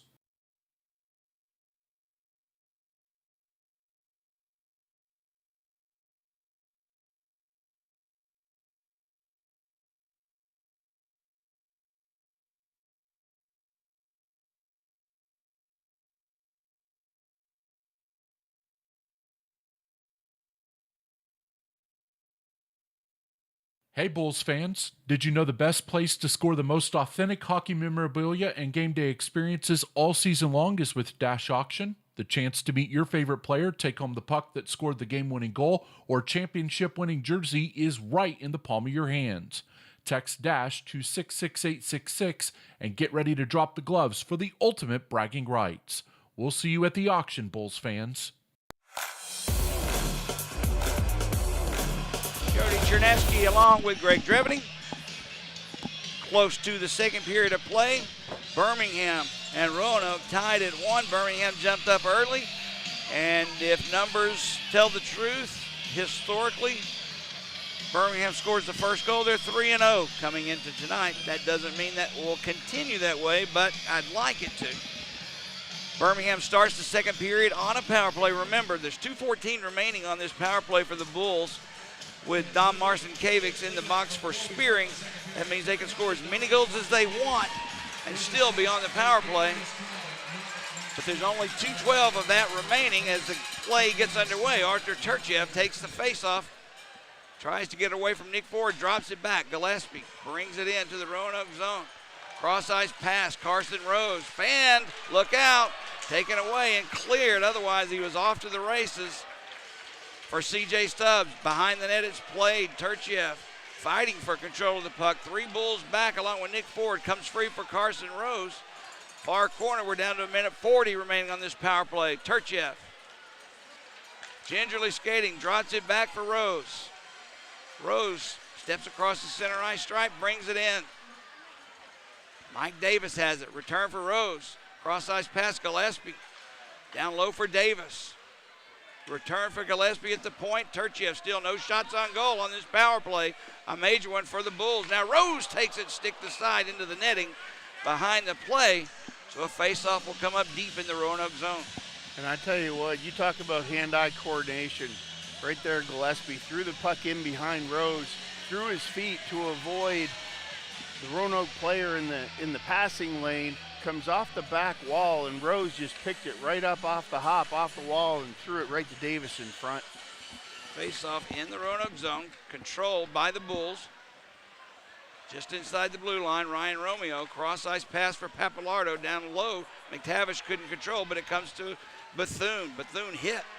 Puck comes free. Romeo will pick it up, far side. Down low is played. In front, Bethune fanned on it. He had a wide open net. Just couldn't control the puck. Now Papalardo sends it deep in front. Donahue is shot, score! Centered beautifully by Troy McTavish. Donahue didn't let the puck bounce off his stick and buried it low. Once again, the second Bulls goal. Both of them scored low along the ice, Greg.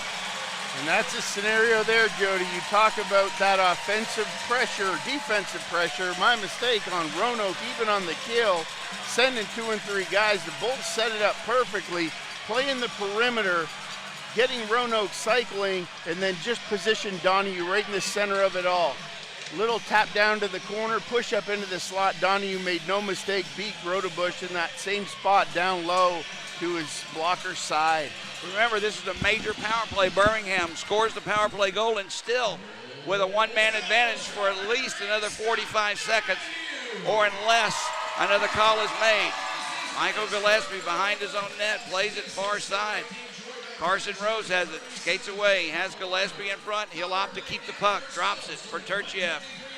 Gains control, sends it into the zone deep.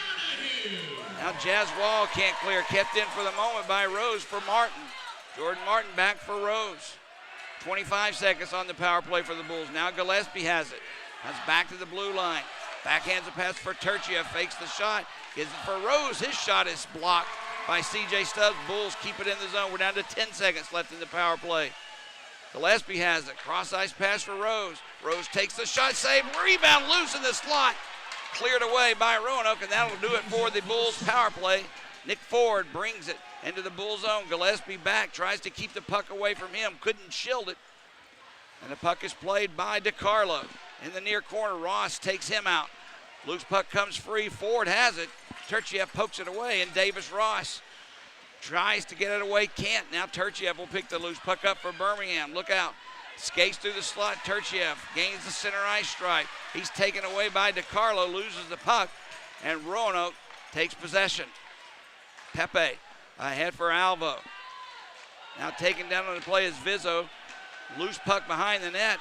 McTavish had it, sends it near side to Colatarchi. Backhands one in, bounces in on Rodebush, who opts to play, and there's a shot as he gingerly cleared to the boards. Colatarchi had it, but Rodebush makes the save. Dangerous play there. Bulls couldn't capitalize. In the neutral zone, puck is played. Jansen sends it far side. In the Bull zone, the line change there. Ross tries to set a long head-bending pass up for McTavish, gets away from him. Loose puck behind the Roanoke net. Played by Birmingham's McTavish. Now he takes a hit from Alvo. Loose puck picked up by Ninadal behind his own net. He'll play it ahead. That's Alvo. Center ice pass for Levely, taken away by Mike Davis. Has Donahue in front. Couldn't set him up on the backhand. Now the puck along the near boards. Papalardo plays it. Papalardo back at the point. Romeo. Donahue in front looking for a deflection. Davis takes it behind the net. Wrap around loose. Comes back at the point for Chase Carter. Thought about it. Sends it to Romeo. Back to Carter. Carter takes the shot. Deflected by Papalardo wide. Now played behind the goal line. Picked up by Mike Davis. Davis out in front. Has Papalardo's shot. Goes wide. Now cleared by Garrett Sargis the length of the ice. This was going to be an icing as Romeo touches up. Birmingham applying some pressure there, Greg. Definitely. You know, the Bulls, you see Roanoke in that scenario pulling all the guys down to the house like we've seen in multiple series up to this point. The first time I've seen it, but that stems from the perimeter pressure that Birmingham gets, and then when everybody collapses low, they push the puck up high, and they get good shots in on net. Off the draw, Roanoke takes possession, skates ahead through center ice. Now taken down on the play by Brierly. Loose puck picked up by Gillespie. He'll send it far side for Rose. Gillespie tries to clear, gets it ahead for Martin. Jordan Martin has it poke checked away from him. Comes right back to Martin, brings it into the Roanoke zone. Jordan Martin behind the net is played. Here's Brierly along the near boards. Behind the net, Martin goes down. Loose puck picked up by Stubbs. He's hit by Carson Rose. And Sargis takes it into the Bull zone. Now there's a penalty coming up. This one's going to be, I believe, a slash, as Garrett Sargis' stick was slashed out of his hands. Birmingham will go on the penalty kill. Slash, hook, take your pick there. But yeah, Sargis comes in. So calm and cool, collected with that puck. Came across the Bulls' blue line. McTavish right in behind him and just tried to hook him, but whacked the stick right out of his hands. And anytime that happens in this game, it's a guaranteed 2 minutes in the sin bin. All right, Birmingham on the penalty kill. Off the draw, still waiting on control or to drop of the puck. Zach Masson for Birmingham, Nick Ford for Roanoke. Puck is dropped. Davis Ross takes one, clears it down the length of the ice. Good way to start this power play. Our penalty kill for Birmingham. Roanoke 3 of 18 on the power play so far in this playoffs. Poked away, but Matt O'Day keeps it alive for Roanoke. Plays it for Mac Jansen. Down low, Stubbs, back to Jansen. Near face-off circle, down low, Stubbs has it. Fighting in front of the net. Davis Ross there, along with Nick DeVito. C.J. Stubbs takes it, sends one through the crease. Goes far corner, wrapped at by Birmingham, but not out. O'Day keeps it alive for DeVito. Zach Masson on him. DeVito keeps the puck in front. Stubbs a shot, shoulder save made by Stewart, and the Bulls clear the zone. Line change on for the Bulls. We're down to a minute to go in this power play for Roanoke. Long headbanding pass for Ninadol. Romeo on him. Josh Ninadol and Romeo tied up. Puck comes free for Papalardo. He gets his stick up. No call. Sargis got the end of that one. Now Lavalley has it score. Top shelf over the left shoulder of Stewart. That cross-ice pass for Jason Lavalley. And another power play goals in the books against the Bulls. Good job by Roanoke there. Got to call it. The Bulls got caught over against the wall. Romeo pinched in, held his guy and contained him. But when that happens, you still have to maintain your box. So one of your guys up top has to go back, switch with the D-man. They turned the box into a bad parallelogram. Hit Lavalley on the far side. He came in before Stewart could get across and made a great shot glove side. Lavalley's second goal of the playoffs evens the game. 2-2 now the score, Birmingham and Roanoke. Just as it is in the first period, not long after the Bulls go ahead, Roanoke answers right back. Gillespie brings it in to the Roanoke zone. He whistles one high, gets the rebound off the boards. Didn't hit the net. Now it's down low, played at the point for Brierly. Cross-ice pass, Turchiev. He risked one off the boards near side. Birmingham, Brierly keeps it in.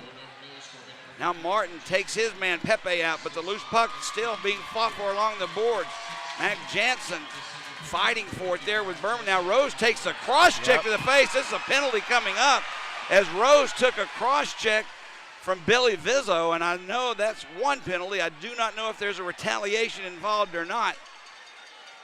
But it was clear as day. Vizzo came in and just cross-checked him not once or twice, but 3 times. Well, I think Vizzo's going to go for that. Are they going to call it on Vizzo, or is it going to be on Steven Alvo? I saw Vizzo. Yeah, it was we'll Vizzo. see the replay, but I thought it was Vizzo who came in, cross-checked him after the call. It was, and even DeCarlo there, you saw after the fact, grabbed a hold of Rose, trying to make something happen and hoping that he would retaliate or something. No, Vizzo came in low, and then I was right. Vizzo came in after the initial call on Alvo. Alvo came in low with a cross-check, and Vizzo followed him up with a couple of his own. And then DeCarlo coming in behind him, grabbed a hold of Rose, was hoping Rose would retaliate. Alvo 2 minutes for cross-checking. That penalty comes at 6:56 of the second period. It's not listed on the board yet, which makes me wonder if a Bull's not going to follow them over and have coincidentals, but I don't see that on the board, nor do I hear a call, so we'll assume Birmingham goes on their third power play of the night. converting 1 of 2 so far. Vizzo, Alvo, they both end in O. So the Bulls will take it. We'll take the 2-minute power play regardless. Birmingham coming into tonight, their specialty teams have been odd all year long, to be honest with you. Birmingham scored 4 power play goals on 15 assists, or 15 attempts. That's about 27%. On the penalty kill, Roanoke about like Birmingham. Worse than Birmingham. Yeah, 4 of 15 goals they've allowed. So they've killed 11 of the 15 penalties.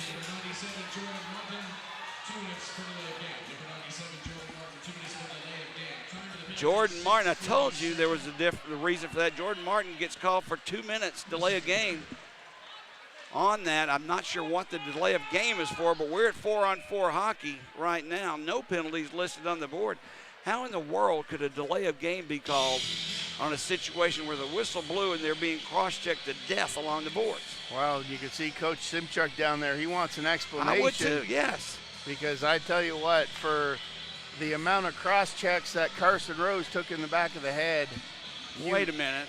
Right now, there's referee Bame has went over to discuss after talking with Craig Simchuk. Now there is an extra penalty listed on the boards for Roanoke. No, there's coincidentals. Martin's listed for delay of game. There's a 2-minute showing for Stephen Alvo as well. But didn't they just announce a double minor for cross-checking on Alvo? I thought that they did, but I don't know. Well, now they got to reset the clock. Right. Because it was incorrect when play started back. So they get that squared away. I don't know what they're going to do. At this point, I'll wash my hands of this, and I'll just tell you what happens. How about that? There you go. 4-on-4 hockey.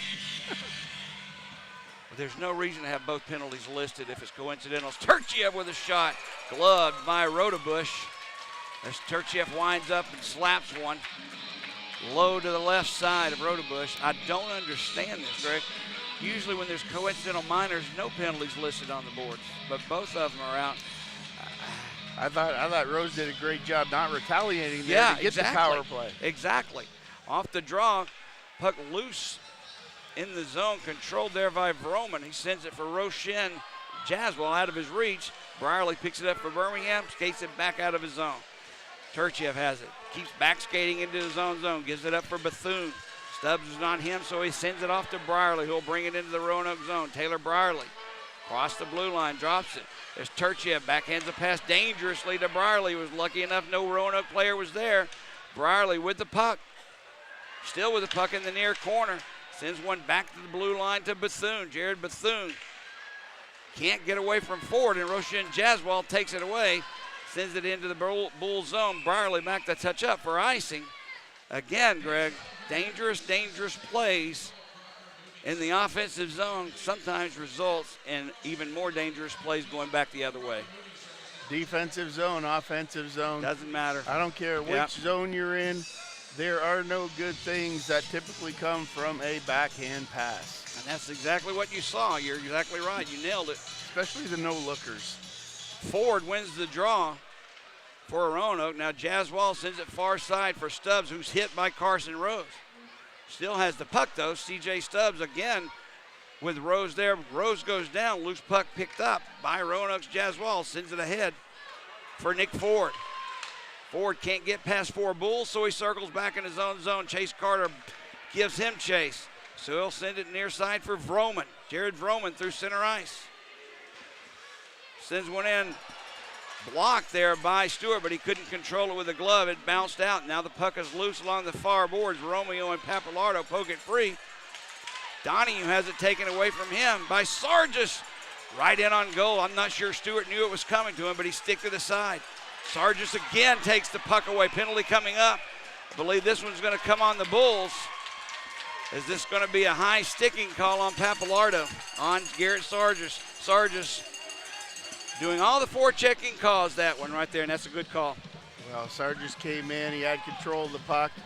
He used his body to defend it, put the puck against the boards. Papalardo got in there, was working for it, fighting for it, and then as he thought that puck was coming out, he tried to push off the glass, got his stick up on the glass, and inadvertently hit Sargis in the back of the helmet. and as soon as you lose your helmet and it comes in a stick infraction, you're going to go to the box. So Birmingham will be short of 2 men. Actually, it'll be a 4-on-3 skating advantage for Roanoke for 8 seconds. And it'll go back to 5-on-4 unless something is called. Off the draw, it's taken away. Birmingham's Kolatarski has a chance. Levelly back defensively. Kolatarski save made by Rodebush. Quickly, back comes Jansen. Back into the Bull zone. 5-on-4 power play for Roanoke. Down low, Nenadal. He'll play it for DeCarlo. Back to Nenadal. Davis Ross on him.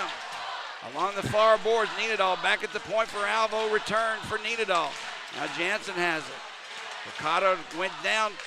Jansen has it. Slap shot. Goes wide. Not sure Stewart knew where that one was. Mercado picks the puck, bangs it off the glass and down the ice.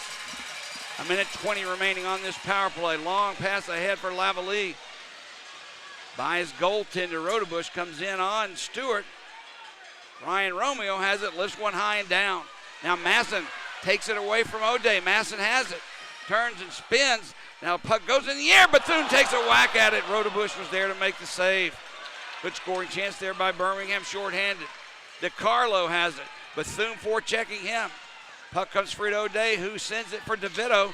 Brierly will take it away from him and clear the zone into center ice. Penalty killing change unit for Birmingham. Mac Jansen, far side DeVito has it. DeVito has Ford behind him, stops. Sends it back for O'Day. Now Nick Ford has it. Tipped away from him by McTavish, who was looking for Jansen. Now it's played for Sargis. Down low, Nick DeVito. Backhands one far side for Ford. We're down to 25 seconds remaining. Ford out in front. Shot taken, save made, loose in front. DeVito had 1, 2 sacks at whacks at it. It's still cleared by the Bulls to the near side, but not out. DeVito down low for Mac Jansen. Brierly on him. Sargis return for Jansen. We're down to 5 seconds remaining in the power play. Sargis back at the point. O'Day. He'll send it far side for Ford. He can't get a shot past Mercado. Bulls have killed the penalty. Pappalardo back on the ice, but Roanoke still has possession. O'Day has it. He'll give it for Sargis. Birmingham desperately needs to get that puck out. Puck taken, goes high and bounces all the way down the ice. Penalty is over, no icing. Birmingham dodges a bullet. Now Nick Ford has his pass through center ice, taken loosely, that is. Picked up by Vizzo. Davis on him, Billy Vizzo and Davis. Now Valerian takes a shot. It's off the side of the net. Chase Carter has it behind his own goal line. Lifts one high. Lifts one to center ice where Pappalardo has it knocked away from him. Carter picks the loose puck up, sends it right back into the Roanoke zone where Valerian has it. Sends it down into the Bull zone. No icing. Shot taken there by Lavalley. And Stewart gobbles it up. Lavalley showing some shooting prowess out here for Roanoke. Well, I tell you what, Stewart cleared that puck around on a weird dump by Roanoke that was supposed to hit the guy on the far blue line. It was just an errant pass. Came all the way down the ice. Stewart out to play it, ripped it around the boards, and very similar to that play we saw in the first period against Peoria, 15 seconds in. Yeah. They got that puck on the wall and just absolutely ripped it without setting or anything, just all in one motion back in on net. And Stewart had to be on his toes to get back to gobble that one back up. You get the feeling this next goal at 2-2 right now with 8:10 to go in the second. I get the feeling this next goal is going to be a big one. Well, every goal is a big one, but you are right, because what I'm seeing here, and I was wondering in the first period, just thinking to myself, I'm like, how long can these two teams keep up this pace? Yeah, exactly. You can't go out there and do a sprint for 60 minutes. And we're seeing Roanoke slowing it down just a little bit. They're still aggressive on the kill, but instead of 100%, it's dropped down to about 90%.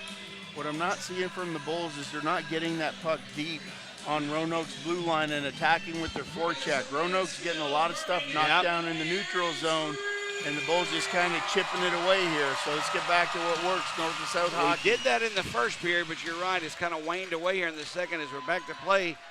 Ford has it back at the blue line. It's played Verone with a shot, whistled high and wide.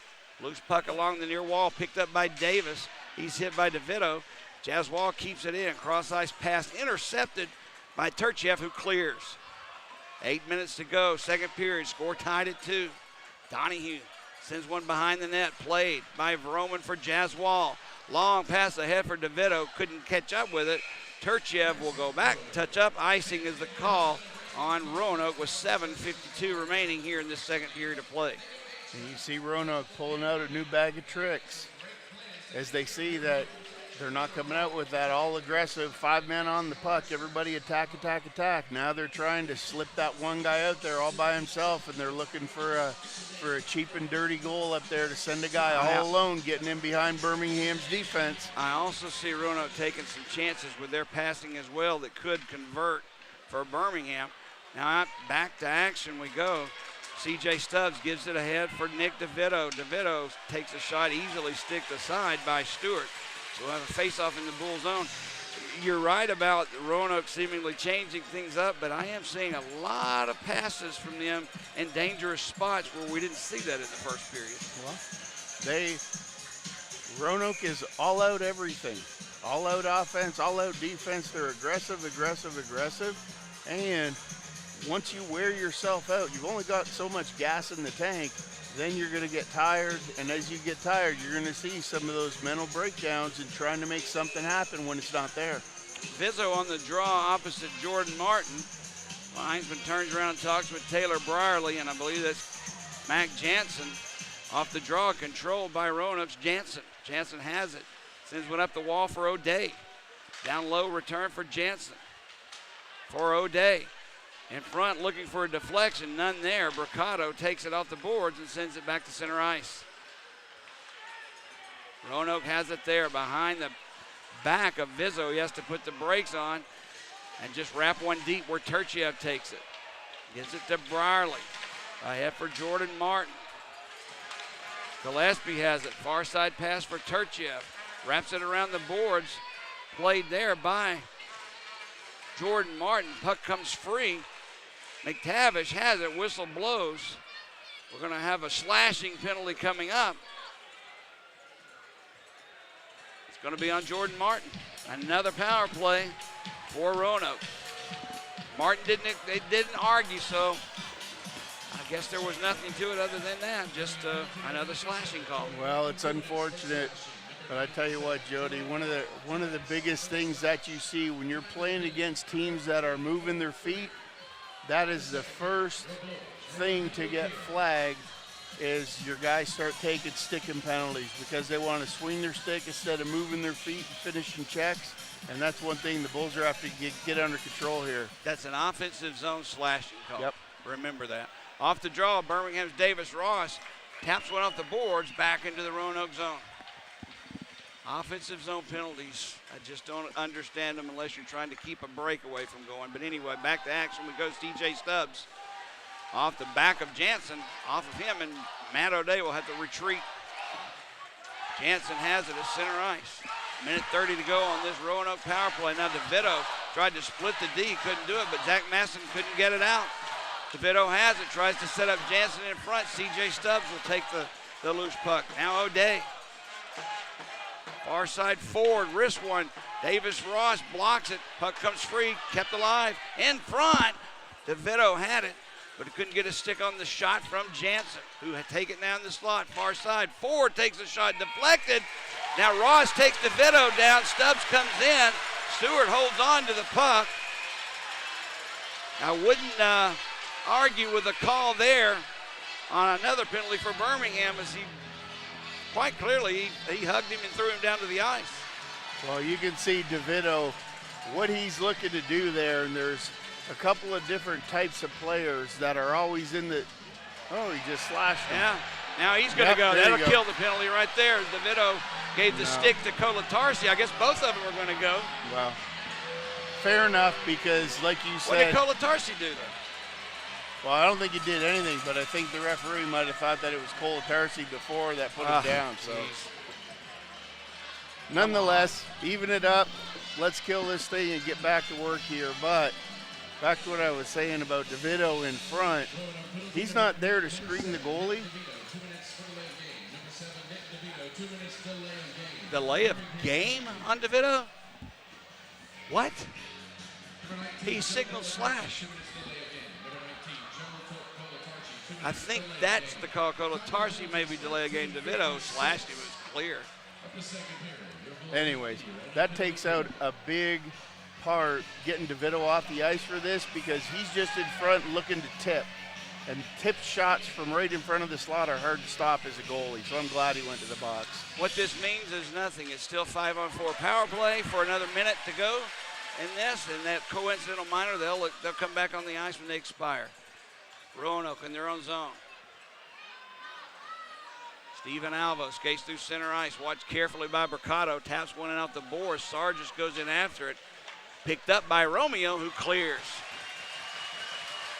Romeo not trying to do, errant pass there by Rodebush with McTavish skating in front. He gets away with it. Now it's down low played by Ninadal around for Lavalley. Near side, gets away from Mercado. That's Chase Carter takes it from him but can't get it out. Far side. Now behind the net it's played. DiCarlo has the puck. Back at the point for Lavalley. We're down to 20 seconds to go in the power play. Lavalley sends one, can't get it through Carter as he blocked it.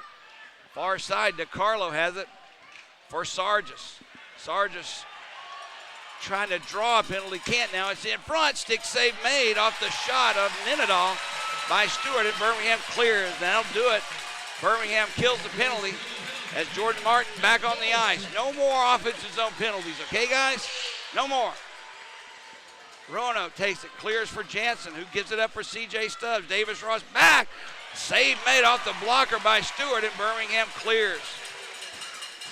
Roman wraps one off the boards. His pass is intercepted. Now Carson Rose picks the loose puck up for Birmingham, gives it to Davis Ross. He can't get it to Gillespie. Now it's played just inside the blue line of Roanoke. Mac Jansen has it for Billy Vizzo. Gillespie didn't check him but caused the turnover. Sends it right back to center ice. Not a lot of continuity on the passing of Birmingham right now. Down low, Birmingham has it off the skate now. Centering pass of Mac Jansen. Birmingham's Turchiev skates back in his own zone for Davis Ross. Gillespie has it.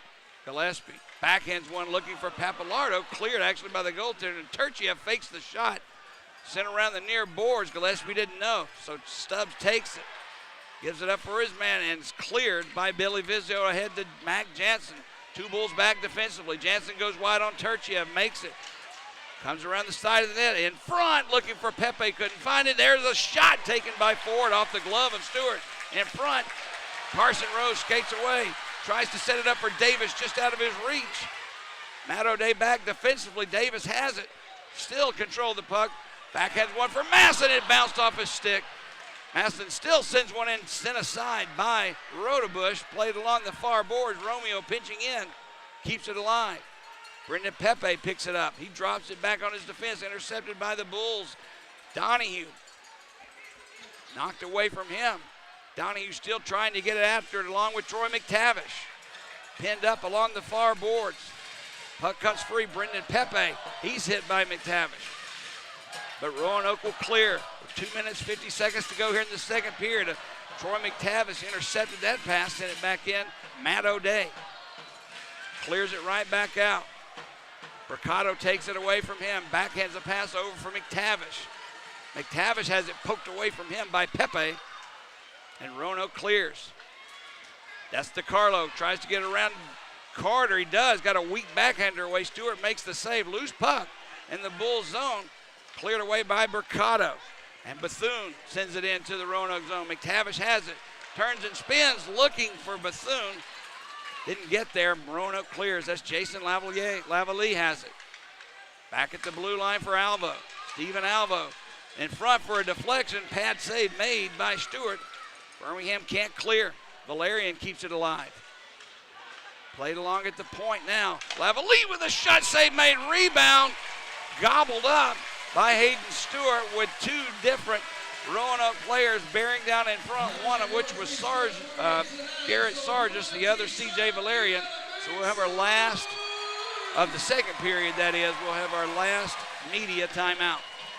Dangerous shot there by Roanoke from the point, coming through all kinds of traffic in front of Stewart. makes the save. The puck bobbles out, but he just got his blocker and stick down there to grab it, just hanging off the top of his pad there with two Roanoke players bearing down on him. Very dangerous play. You can see what Roanoke's trying to do here. And it's working. Right now it seems like they've taken control of the latter half of this second period. They're out shooting Birmingham for the game, 18-11. I can't believe the Birmingham Bulls, as wide open and as fast skating and as hard shooting as they are and high scoring, have 11 shots on goal almost through 40 minutes of play. Well, that's because of that aggressiveness, because the way that the Bulls get their chances is by moving the puck, getting it deep, and then moving the puck up top, shooting on net.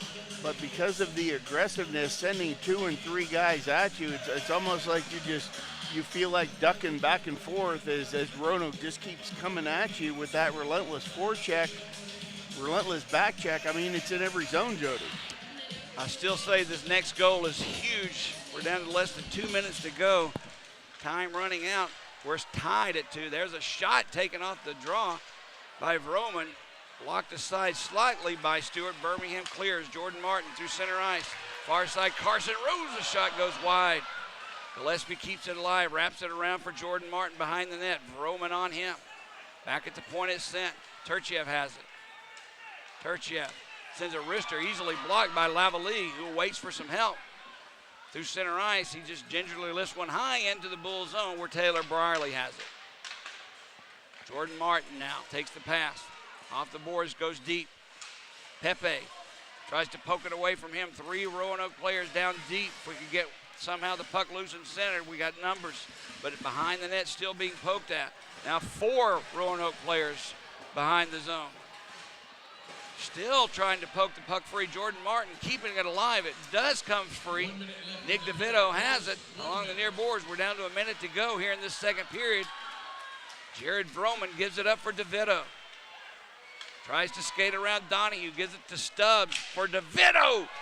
Stewart looked like he had a little problem with that, but it somehow capes out of the net. His shoulder lifted into the air, makes a save. Now Davis drops it back for the Bulls defense. Davis hit on the play by DeVito as Ross for Birmingham sends one in, right in on the goal. Easy stop made by Rodebush.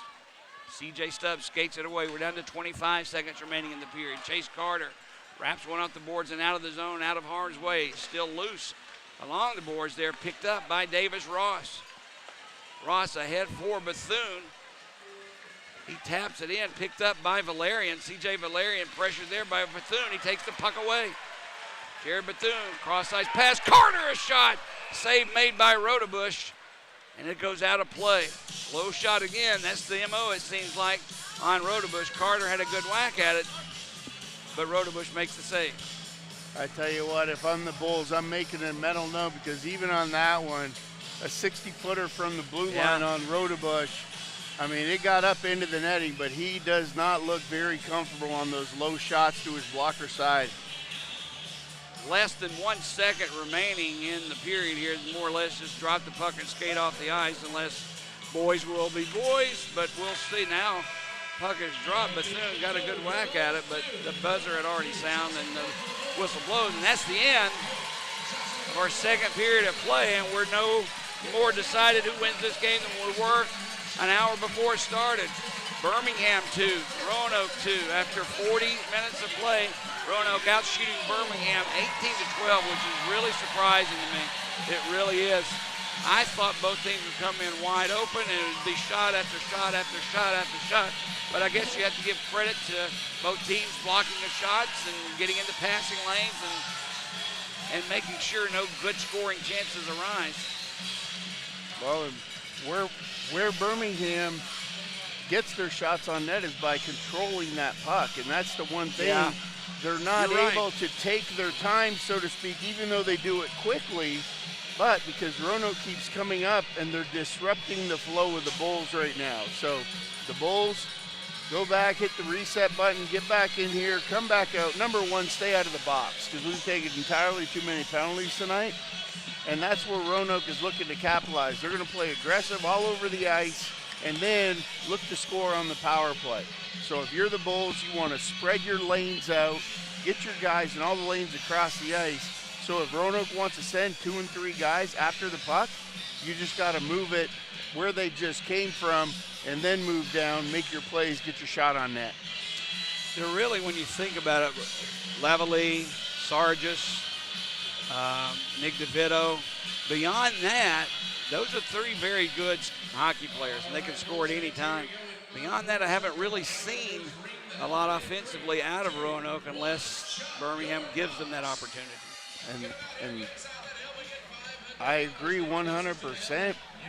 And it's almost one of those things, Jody, where you're looking out on the ice and everybody looks like a carbon copy of the guys that just left outside of those 3 guys that you said are the difference makers. And I think when I said Roanoke is a team that as a unit, they are built for the playoffs because they go hard and they don't quit and they don't do anything fancy. They just play run and gun, finish your hits, punch you in the face type hockey. And the Bulls are going to have to react to come back and answer to it in the 3rd period. Only 2 Bulls players, if you subscribe to the validity of plus-minus ratings, sometimes that's an over, I don't believe in plus-minus half the time because I step on the ice and a goal is scored, all of a sudden it's a bad mark on me and I get a -1. But if you do believe in those stats, Birmingham only have 2 players that are in the minus category. One of them's kind of surprising, and that's Jordan Martin. He's been a part of that Gillespie, Rose, and Martin line that was tearing the league apart for the first 2 to 3 months of the season. What is it going to take? Jordan Martin also only 1 point in the entire playoffs. What is it going to take to get him involved on the score sheet? Well, it's one of those things, Jody, where especially when Martin plays with guys like Rose and Gillespie, obviously your role when you're Martin is you're F1. You're the guy going in. You're making the hits on the initial boards, trying to disrupt the defense and pushing the puck out to somebody else. And then, unfortunately for Martin, he makes that play on the forecheck, throws it back to the point. It goes to Rose, over to Gillespie. There's your shot on goal. So being the 4th guy, first guy in on the play, 4th guy to touch the puck, it's not going to show up numbers-wise. But Martin just needs to keep what he's doing and keep feeding your goal scorers on that line. We need these guys that we relied on in November, December, January, February, March. We need them to come through. We're going to win this championship.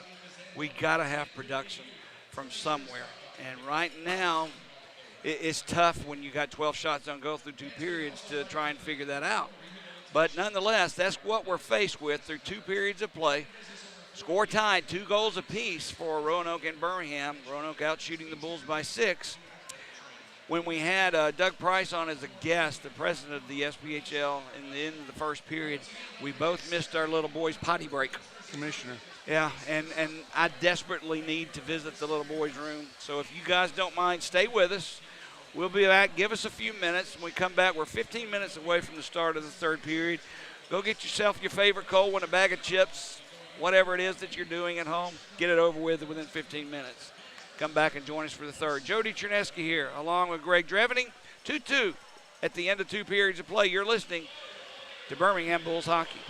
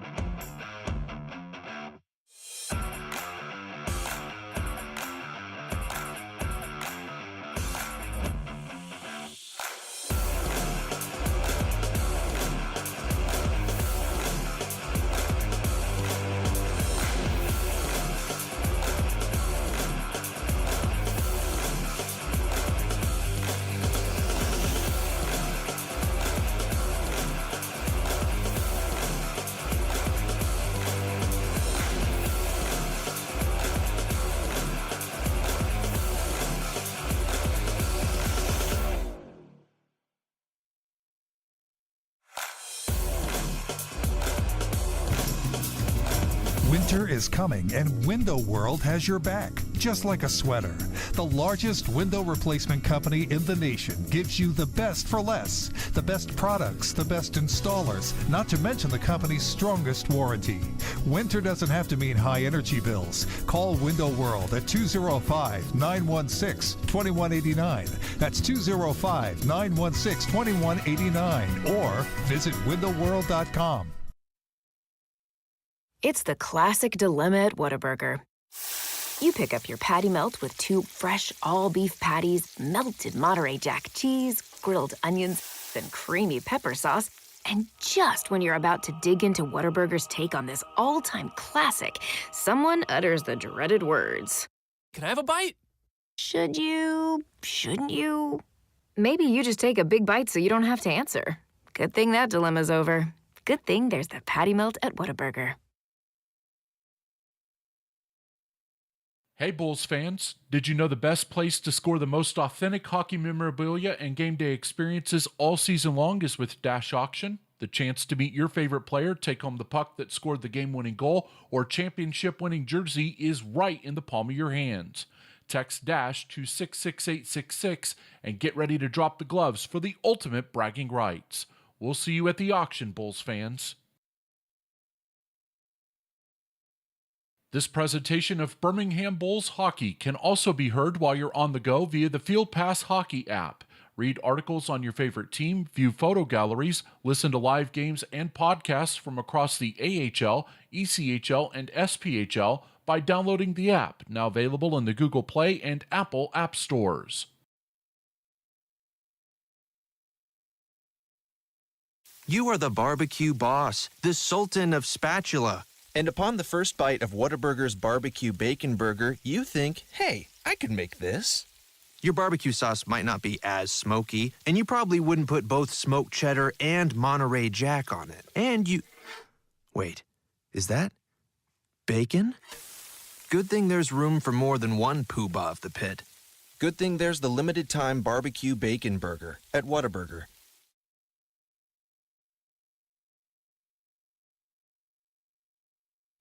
This is a shout out to the professional tailgaters, game day grillers, and potluck pros. Whether you bake it, smoke it, stack it, or melt it, there's nothing more important than how you cook up your team spirit while serving it with an ice-cold Coca-Cola, Coke Zero Sugar, or Coke Life. We may not all agree on the best game day foods, but when you serve your meals with a Coke, you know you've got yourself a winner. Enjoy an ice-cold Coca-Cola at the Birmingham Bulls game. Coca-Cola, taste the feeling.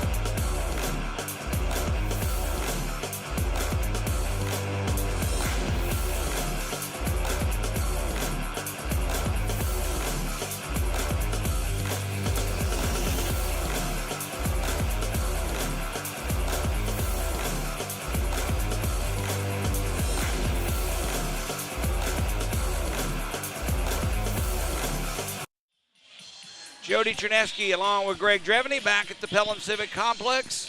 Call everybody you know, third period action coming up in Game 1 of the SPHL Finals. Score tied, 2 goals apiece. Greg, you know, I get nervous anytime something like this is going on, and I expected one type of hockey game, which I got a little of. In the first period, Birmingham came out ablazing, but Roanoke answered back not once but twice. I don't really know what to expect here in this third period. Roanoke controlled at least 10 minutes, if not more, the second period, and I began to wonder at that point, were we ever going to get a really good scoring chance again? We don't have 12 shots on goal in the entire game. Well, Jody, as far as I'm concerned, this whole series is going to boil down to how long can Roanoke keep up this pace and keep up this aggressive style that they're playing, because as soon as they default from that style, because right now they're breaking up the flow of the Bulls. And as soon as they stop doing that, Birmingham's going to fill their net. But as long as they keep doing it, they're going to keep playing the aggressive game and waiting to take advantage of those, getting the puck to the point, throwing three guys in front of the net, and aggressively attacking every puck that's on the ice. Minute 54 to go before we start the third period of play. We both talked about what we thought would happen. I know what your score prediction was. I know what my score prediction is, but I'm just telling you, I just have a sneaky suspicion the next goal wins the game. I mean, it's 30 shots on goal between two teams in two periods. You're not going to, just the scoring chances have not been there like I thought they would be. No, not yet. The best scoring opportunities the Bulls had was early, when they kept the puck moving quickly around the zone. Getting the puck through the neutral zone, into the offensive zone, down behind the net, moving it to the other side, back up top. That's the Bulls style of hockey. If they can't do that, they're going to have problems generating chances, and that's what Roanoke's game is right now. Just, we want to stop the Bulls from controlling the play, and they're doing it by just coming in waves at them. If you're listening to this, tomorrow night's game, same time, face-off at 7 p.m., and I don't mind saying this. If I get in trouble, then so be it, but if you want to avoid paying the fees that Ticketmaster charges you, the ticket office is open down here at the Pelham Civic Complex, and you don't pay any extra fees. You just pay for the price of the ticket. Tomorrow night's game, no matter who wins tonight, it's going to be important. It's going to be a war. It'll be a very interesting hockey game if Birmingham wins this one tonight. I'd like to see how we respond, but then again, there's no guarantees. Just if you enjoy good hockey, if you want to see championship hockey, get down here tomorrow night and see this game and see this series. Roanoke actually brought a good contingent of fans with them tonight. Tonight's attendance, 2,359. I expected a little more, but it's okay. I know for a fact there will be a Birmingham contingent going to Roanoke, but we need to get the crowd out here tomorrow night and really get this place buzzing and hopping. Yeah, it's tough, especially with the first round of the NFL draft tonight. Yeah. All right, we're at action. Just underway, third period. Off the draw, sent into the Roanoke zone where Stephen Alvo sends one around far side. Nenadal there to pick it up. Mercado will keep it in. Nenadal takes his pass away from him. Sends it ahead for Sargis. Taylor Brierly pressured him, so he tips it in. Birmingham Zach Masson has it, returns for Turchiev. Behind his own net for Taylor Brierly. Brierly through center ice for Zach Masson. He sends one far side, Birmingham changing lines. Back comes Sargis, Garrett Sargis. He'll come off the ice for a replacement as well as Chase Carter picks it up, drops it for Ryan Romeo. Romeo through his own zone ahead for McTavish. Bethune had to stop to catch up with it. Takes it back and flips it into the Roanoke zone.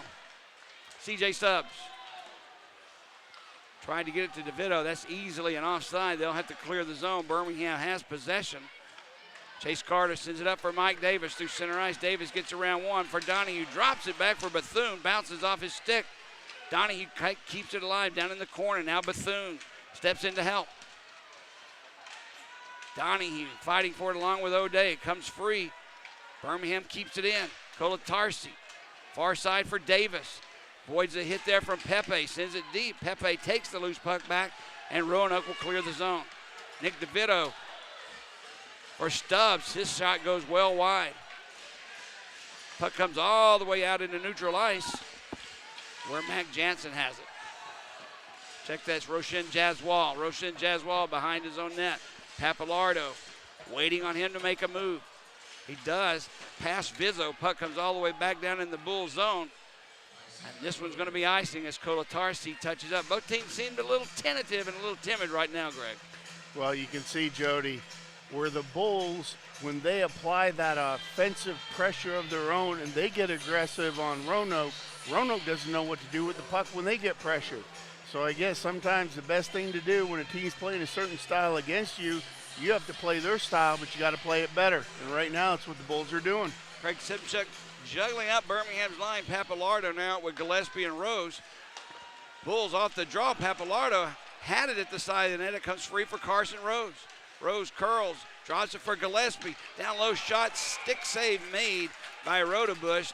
Had the rebound in front of him, but he covers up with that big mid. Another face-off in the Roanoke zone.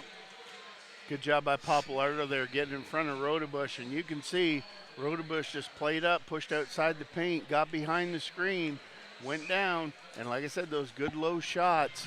Rebound was there, but there was a defender from Roanoke between Papalardo and Rodebush, and that killed that one. Puck drop controlled by C.J. Valerian. Gives it up for Lavalley. Ahead for Sargis. Just bounced off his stick, or he was off to the races. Lavalley takes it into the Bull zone. Whistle blows. Offside is the call. This line of Lavalley, Sargis, and now Nenadal out there. Wow, they cause problems. Well, and you can see Sargis. And for a guy coming in, tipping the age chart at 34 years old, I'm telling you, he's skating around like he's 22 out there tonight. Garrett Sargis came to this club late last year and made an impression and made a difference. Came back again this year at the end of the season and is making even a bigger one. Tipped into the Bull zone. Taylor Brierly takes it, gives it for Turchiev. Ahead for Zach Masson, gets around Lavalley. Zach Masson gets the wheels going, gives it up. Shot taken, save made, rebound taken away by Masson. Is it laid in front of Rodebush? Now it's cleared by Nenadal, who backhands one out for Sargis. Brierly has it taken away by Sargis. Backhand, save made by Stewart as a giveaway in her own zone resulted in a semi-breakaway for Garrett Sargis. Cuts across the crease. Stewart played it well. Sargis really had no angle to shoot it, and Stewart gloves it and holds on. What a save by Stewart. Came all the way across. Sargis held on to it, waited. Oh, and a backhander, and Stewart came across with a big glove and pulled that one down. Excellent puck control there by Sargis, but that is a huge save for the Bulls, and if there was a chance to rally behind something, they just got it right now. Another giveaway resulting in another scoring chance. Hayden Stewart bails him. Now DeVito has it. Walks inside the faceoff circle. Save made. Rebound for Ford. He scores. That puck somehow trickled in as Ford took the rebound, and it trickled in just underneath of Stewart. And with 17:03 to go here in the third period, Birmingham now, their back is up against the wall, trailing 3-2. And you can see the Bulls there on just what seemed like a lackluster shot from the point, bounced off some elbows and shin pads in front. And you talk about how quick Roanoke is on these loose pucks, and they're attacking, they're aggressive in all three zones, and there it was. They just beat Birmingham to that puck and put it in behind Stewart. Desire, effort, perseverance, 3-2 Roanoke. Off the draw, they'll play it. Birmingham's going to have to really put the pressure on now, and Roanoke's giving them nothing. Rose takes it away, has it poked away from him by Matt O'Day. Gillespie comes in, tries to kick it free, can't do it. Pepe has it. Off the board through center ice for DeVito, who drops it back for Ford. Nick Ford, played there by Davis Ross, still has the puck in front. DeVito's shot goes wide. Played in the corner by Stubbs. Kolatarsi takes it away from him. Birmingham's going to really need to get it going now. Kolatarsi ahead for Papalardo, who kicks it for Gillespie. Gillespie near face-off circle. No shot could be taken. He backhands one near the net, played behind it now. Comes free for Roanoke as Jansen clears. Jansen gets away from Gillespie. Now Papalardo, or Turchiev on him. Puck comes free far side. Taylor Brierly tips it ahead for Baccato. Backhands one through center ice. Taken away for Roanoke by DiCarlo. Masson the only one back forechecking. All Bulls in the neutral zone. Now it's played by Masson off the pass of Bricado. Masson takes the shot. Goes wide and high. Birmingham's Bricado keeps it in. Gets past Masson down low. Far boards. Taken by DiCarlo. He'll set it up for Vizzo, and out comes Roanoke. Mac Jansen into the Bull zone. Comes to DiCarlo. Loose puck in front. McTavish picks it up. Birmingham fortunate there. Now Valerian intercepts that pass from Masson and puts it right back in the Bull zone. Birmingham struggling right now to get anything going offensively. Now Ninadal takes a hit there from McTavish. Still sends it into the Bull zone where Brierly takes a hit from behind, and that's going to be a penalty. Brierly down on the boards. We need to be careful of that. Don't retaliate. I understand why. But we need some help from the power play amongst other things. Donahue goes after DeVito, who took Brierly out with a dangerous check from behind. That's going to hurt. Brierly still down on the ice behind Hayden Stewart. And Donahue goes to the box. for the fans at home to understand what just happened, DeVito hit Brierly, and the way the boards are set up, they come up straight, but then the glass is offset about 1.5 inches from the lip of the boards. That was, it wasn't DeVito, it was, I want to say that was DiCarlo. Watch. Let's see. Watch this as he gets head. Yeah. Just plants his head right into the boards. Right into that lip, and that hurts, especially with your chin and their faces exposed because of their shields and visors. Very dangerous hit there. Brierly gets up slowly coming back to the Bulls bench. Crowd showing their appreciation. Standing ovation, but I don't think he cares right now. That hurt. That had to hurt more than you can ever imagine. I don't know how they're going to sort these penalties out, but I wish Donahue hadn't retaliated, Greg. Yeah, he had to. I get it. You can't allow that to happen, but we need a goal right now more than we need a. Absolutely, you got a 5-game series here, Jody. There's a time and a place, and sometimes depending on the situation, you just got to take a number and be like, we'll make him pay for that later, right? Well, I don't know if there's going to be a major penalty called here for boarding or checking from behind, but they're discussing it at length in front of the scorer's table. Both Josh Ninadal and Mike Davis waiting for word, and they'll come in and explain it to him. I have a feeling that Donahue's penalty is going to negate part, if not all, of the penalty unless a major was called. No, I'm going to call either a 5 or like they're tossing him. 5 and a deuce. And he's gone. Yeah, there may be a game misconduct. Remember, Doug Price is in the building, the league president. They've got to make sure they get this right. I'm not sure if that has anything to do with him being tossed, but Stephen Alvo is the one who checked him from behind. He's number 39. I thought it was 38, DiCarlo.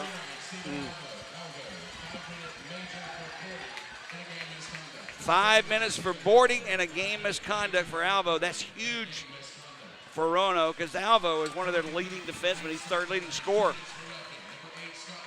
Donahue negates 2 minutes of that power play Birmingham would have had for a 2-minute roughing penalty. This is Birmingham's second major power play we've had tonight. So you got 2 minutes of 4-on-4, and then you've got the Bulls set up to have a 5-on-4 for 3 minutes, and they can score as many goals as they can. Providing nothing else is called. That's right. Stephen Alvo came into this game with 6 points. He's got a goal tonight, 1 goal and 6 assists, 7 points now. He is their leading defenseman. He gets more ice time than any other defenseman on their squad. So this is a big loss for Roanoke. Can Birmingham take advantage? Well, one of those situations where you look at that, Jody, and my question is, what's Alvo doing down in the left-hand corner on a forecheck being a defenseman, you know? Just totally out of position, out of sorts, and that's what happens in those situations. That's a dangerous hit there on Brierly. I don't know how he's feeling right now. He's still on the bench being attended to by the trainer, but we'll see how long it takes him to get back on the ice. Birmingham on the power play. C.J. Valerian has the puck. Be careful there. Colatarsi put him into the boards face first. Puck comes free in front in the slot. O'Day, save made by Stewart. What is going on in our own zone? Puck comes free right into the slot. Nobody there but O'Day.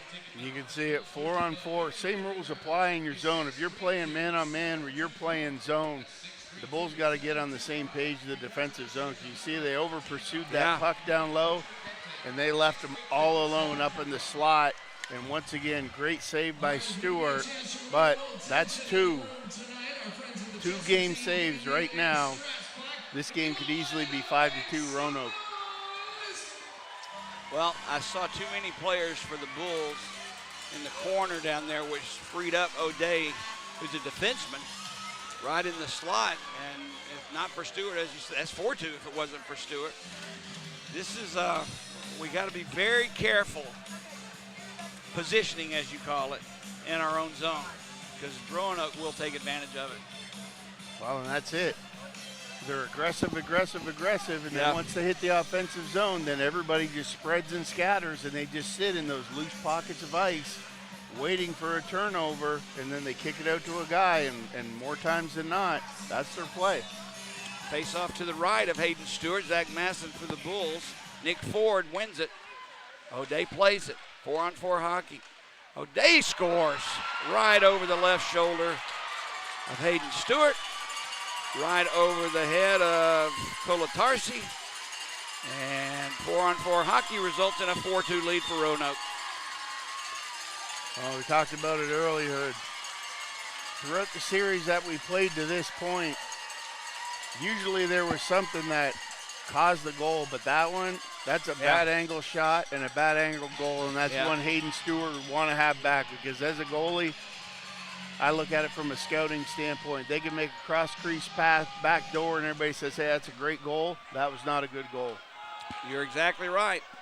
4-2. Birmingham's got a 2-goal deficit to try and overcome in the next 14 minutes and 30 seconds. Puck in the Roanoke zone, controlled by Roanoke. C.J. Stubbs drops it back for O'Day. Ford takes it. Skates behind the net, leaves it in the corner. Nobody there, so McTavish will pick it up for Birmingham. Seems like the life is taken out of Birmingham right now. Ryan Romeo, center ice stripe, drops it far side. McTavish in this face-off circle, takes a shot. Rudebush makes the save with a shoulder. Rebound comes back to the Bulls. That's Papalardo for McTavish. Birmingham on the power play in another minute. 4-on-4 hockey still. Vizzo picks it up for Roanoke. 3 Bulls back. He'll rip it into the Bulls zone. Stewart plays it. Romeo back behind his net for Turchev. Jumps over his stick. Lavalley giving chase. Takes it away. Sends it back for Pepe. Far boards. Pepe gets around Papalardo. Loose along the far boards now. Pepe still with the puck. Drops it back at the blue line. O'Day wrist her in. Save made. Rebound loose. Cleared to the corner. Lavalley picks it up. We're down to 20 seconds remaining before Birmingham starts the power play. We just need to get out of this 4-on-4 without giving up another goal right now. Puck played in front of the Bulls bench. Papalardo drops it back for his defense. And finally, Birmingham clears. Stefan Bricado. Far side pass for Rose into the corner. Rose picks it up. Around the boards, it's played and out. Ryan Romeo couldn't catch up with it. Birmingham on the power play now. 3 minutes on this major power play. As Donahue steps back on the ice, Jordan Martin picks it up. Gets it past for Roman. Behind the net is played by Roanoke's DeVito, taken away from him by Carson Rose. Jordan Martin trying to dig it free. Comes out to the point. Gillespie has it. He'll go far side, drops it near side for Rose. Takes a shot, bounced off of Rodebush right to Jordan Martin. Sends it back to the point. Rose barely keeps it alive. Gillespie down low for Davis. Look for Martin in front. He whiffed. Good play by Mike Davis. Martin couldn't connect. Birmingham in their own zone. Michael Gillespie starts skating away. At the curl back as Ford was all over him. Gillespie still in his own zone. Sends it far side for Jordan Martin. Martin will send it in deep. Around the boards it's played. Davis tries to set it up for Rose. Puck escapes the zone. Birmingham will have to clear. Under 2 minutes to go in the major penalty to Stephen Alvo. Davis has it. This one's going to be offside as Birmingham was in ahead of the play. It just seems like there's not a lot of life left in this Birmingham team at this point offensively. Well, I don't know if it's Birmingham doesn't have any life or if Roanoke just didn't find that fire that they had in the first period, because if you see, it was kind of getting beat out of them. The Bulls were coming up. They were pushing back. And then that goal, Roanoke just came back. Now they're pushing back on their own. 2 unanswered goals by Roanoke has given them a 4-2 lead over Birmingham as they clear the zone. Back down behind Stewart, where he'll play it and leave it there for Ryan Romeo. 1:30 remaining in the power play for Birmingham. Romeo drops it back. McTavish for Donahue. Donahue drops it for Papalardo. Thought about it, comes into the slot, can't get the shot away. Birmingham keeps it alive. Down low it's played. McTavish back at the point now for Romeo.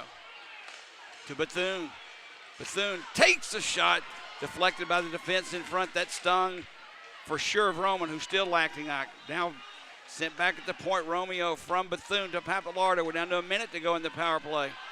McTavish centers one in front, just past everyone. Romeo will keep it alive.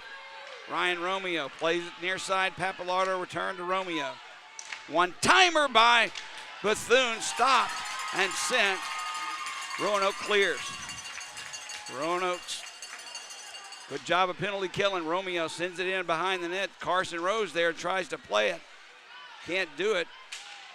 Martin keeps it alive. Carson Rose far side. Drops it down low for Mike Davis. Return for Rose. There's Gillespie. Curls back. We need a goal really bad here, folks. Carson Rose with it. Down to 20 seconds remaining in the power play. Now Gillespie had it knocked away from him by C.J. Stubbs as he tried to set up Rose in front. We're down to 15 seconds to go. Birmingham's Rose, one last try. Ahead. Davis has it. Gives it up for Rose. Martin bounces off his stick, and Roanoke clears, and that's going to do it. One more chance for Davis. Comes into the zone. Roman takes him out. And that'll do it for the power play. Second major power play of the night for Birmingham goes by the wayside. Trailing 4-2 with under 10 to go. In front's play for Rose. Takes a shot well wide. Near side is played. Birmingham's going to really have to hustle here. Davis Ross plays it for Colatarsi. Here goes the head fakes and all that stuff again. Just shoot the puck, son. Taken away from him by O'Day and cleared. 3-on-2 if they hurry. Nick Ford brings it into the Bull zone. Gets a pass, Davis Ross. Back at the point is played. Roshan Jaswal's shot steered aside by Stewart. Zach Masson will play it. 3 men back on him. Poke checked away. Masson just turns and clears into the zone. Now Pepe peppered there by McTavish. Almost coughed it up. Off of Masson. Birmingham's Chase Carter sends it ahead for Baccato. Into the far corner, calmly played by Rodebush. Behind the net now for Pepe. 9 minutes to go. Birmingham trails by 2 with the puck. Davis Ross called ahead by Masson. Ross takes a shot, easy midsection save made by Rodebush. And he'll hold on, drop it, and we'll have a media timeout next to last one before this one's over with. What do we got to do, Greg? Well, if you remember the second goal that we scored in the same rink against Huntsville, what did it look like? It wasn't pretty. It wasn't perimeter. It wasn't guys trying to go east to west. It was a puck on the net, and everybody crashed the net, and we just banged at it till it went in the net, and that's what the Bulls have got to do right here. They need a dirty goal, and they got to get in tight, and they got to play inside the house and not this perimeter stuff, because Roanoke, they're too good at getting their sticks in. They're blocking the shots, and they're disrupting. How do you disrupt it? Throw it on net, crash the net, play Roanoke's game against them. You say inside the house, you're meaning in between the face-off dots, in the slot, down low. Exactly. Right in front of the goalie's paint, below the hash marks, inside the circles. That square right there from post to post, out to the hash marks, we got to be sending 3, if not 4 guys getting the puck high to a point, crashing in to make something happen. Face off to the left of Austin Rodebush. Zach Masson on the draw for the Bulls. Billy Vizzo for Roanoke wins it. Matt O'Day picks it up and just lifts it into center ice. Roanoke's going to play and protect that 2-goal lead. As icing is called on Roanoke, they'll be content to do that the rest of the game, Greg. Absolutely. And this Birmingham, they got to find an answer. But if you talk about the difference, when Roanoke played in our house down in front of Stewart tonight, I didn't get the feeling that our defense were punishing their guys in front of the net like Roanoke's D are doing to ours, and our guys don't want to go back in there. Turchev from Carter takes a shot blocked aside by Rodebush along the near boards played by DiCarlo. DiCarlo has it in the corner. Mercado can't get it away from him, sends it ahead to Pepe, who'll knock it into center ice. Turchev takes it there. Deflected to Carter. Back to Mercado. He deflects one right in on Rodebush, who clears it himself. Billy Vizzo gets around Turchev. Mercado, though, takes the loose puck, sends it back in to the zone. Mercado giving chase behind the goal line. He absorbs a hit there by DiCarlo. Loose puck in the far corner. Mac Jansen will pick it up, send it near side for Roshan Jaswal. Long head manning pass ahead for Vizzo, just off the mark. Carter will catch up to it first. He'll backhand one over. Far boards for Turchev. To Donahue. Sends one right back in. Birmingham changing lines. Played by C.J. Valerian out. Davis Ross picks it up, sends it far side. Donahue will bring it in. Gets past Jaswal. It's got Donahue with the puck. He's hit on the play by Lavalley. Loose puck. Birmingham keeps it in. Romeo sends it in front. Deflected. And held on to by a glove save by Rodebush. And what you just saw to Donahue down low, going through, absorbing the hit from Roanoke's defense and still moving your feet to carry forward, get that puck in the opposite corner. That's what every one of the Bulls is going to have to do. You got to fight through these hits. You can't pull up when you see Roanoke coming. Face off to the left of Austin Rodebush. Mike Davis on the draw for Birmingham, controlled by Roshan Jaswal. He clears for Nick Ford. Ford gets around Romeo. Has to put the brakes on in the corner. Puck there fought for. Picked up by C.J. Stubbs. He's hit by Donahue. Leaves it for Ford. Romeo on him. Still being tied up along the far boards. Puck comes free. DeVito had a chance at it. Donahue takes it away. DeVito catches up with it before Bethune. Played around the near boards. Davis Ross has it. Sends one off the boards into center ice. Bethune plays it, has it taken away. Sent right back into the Bull zone. Davis Ross sends one for Romeo. Return for Davis Ross. Right through the slot. Gillespie picks the pass up luckily. Michael Gillespie drops it for Davis Ross. Ahead for Papalardo.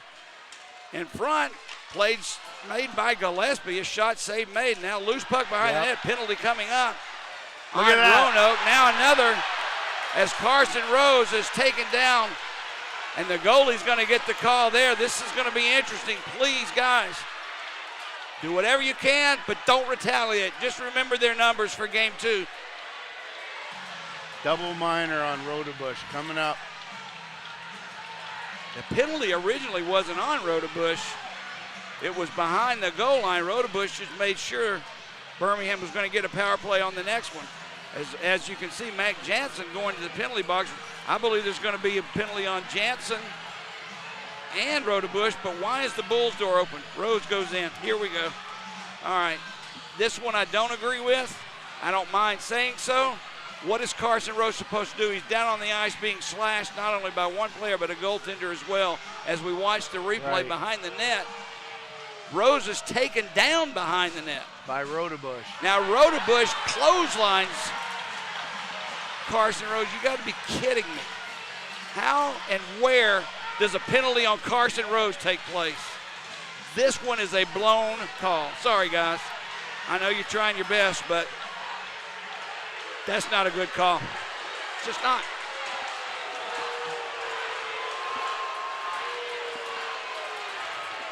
Be interesting to see how this one plays out. None of that was necessary, by the way. I'm not sure what set Rodebush off, but that's a clothesline you don't see unless you're watching wrestling. Rodebush has been doing it all game, Jody, and it started out with that little hook with Rose driving beside his post, and that's what pulled him out of the net in the first place and pulled Rose down behind the net. Then coming around, like I said, I don't know what he's thinking, but 13:26, the time of all this.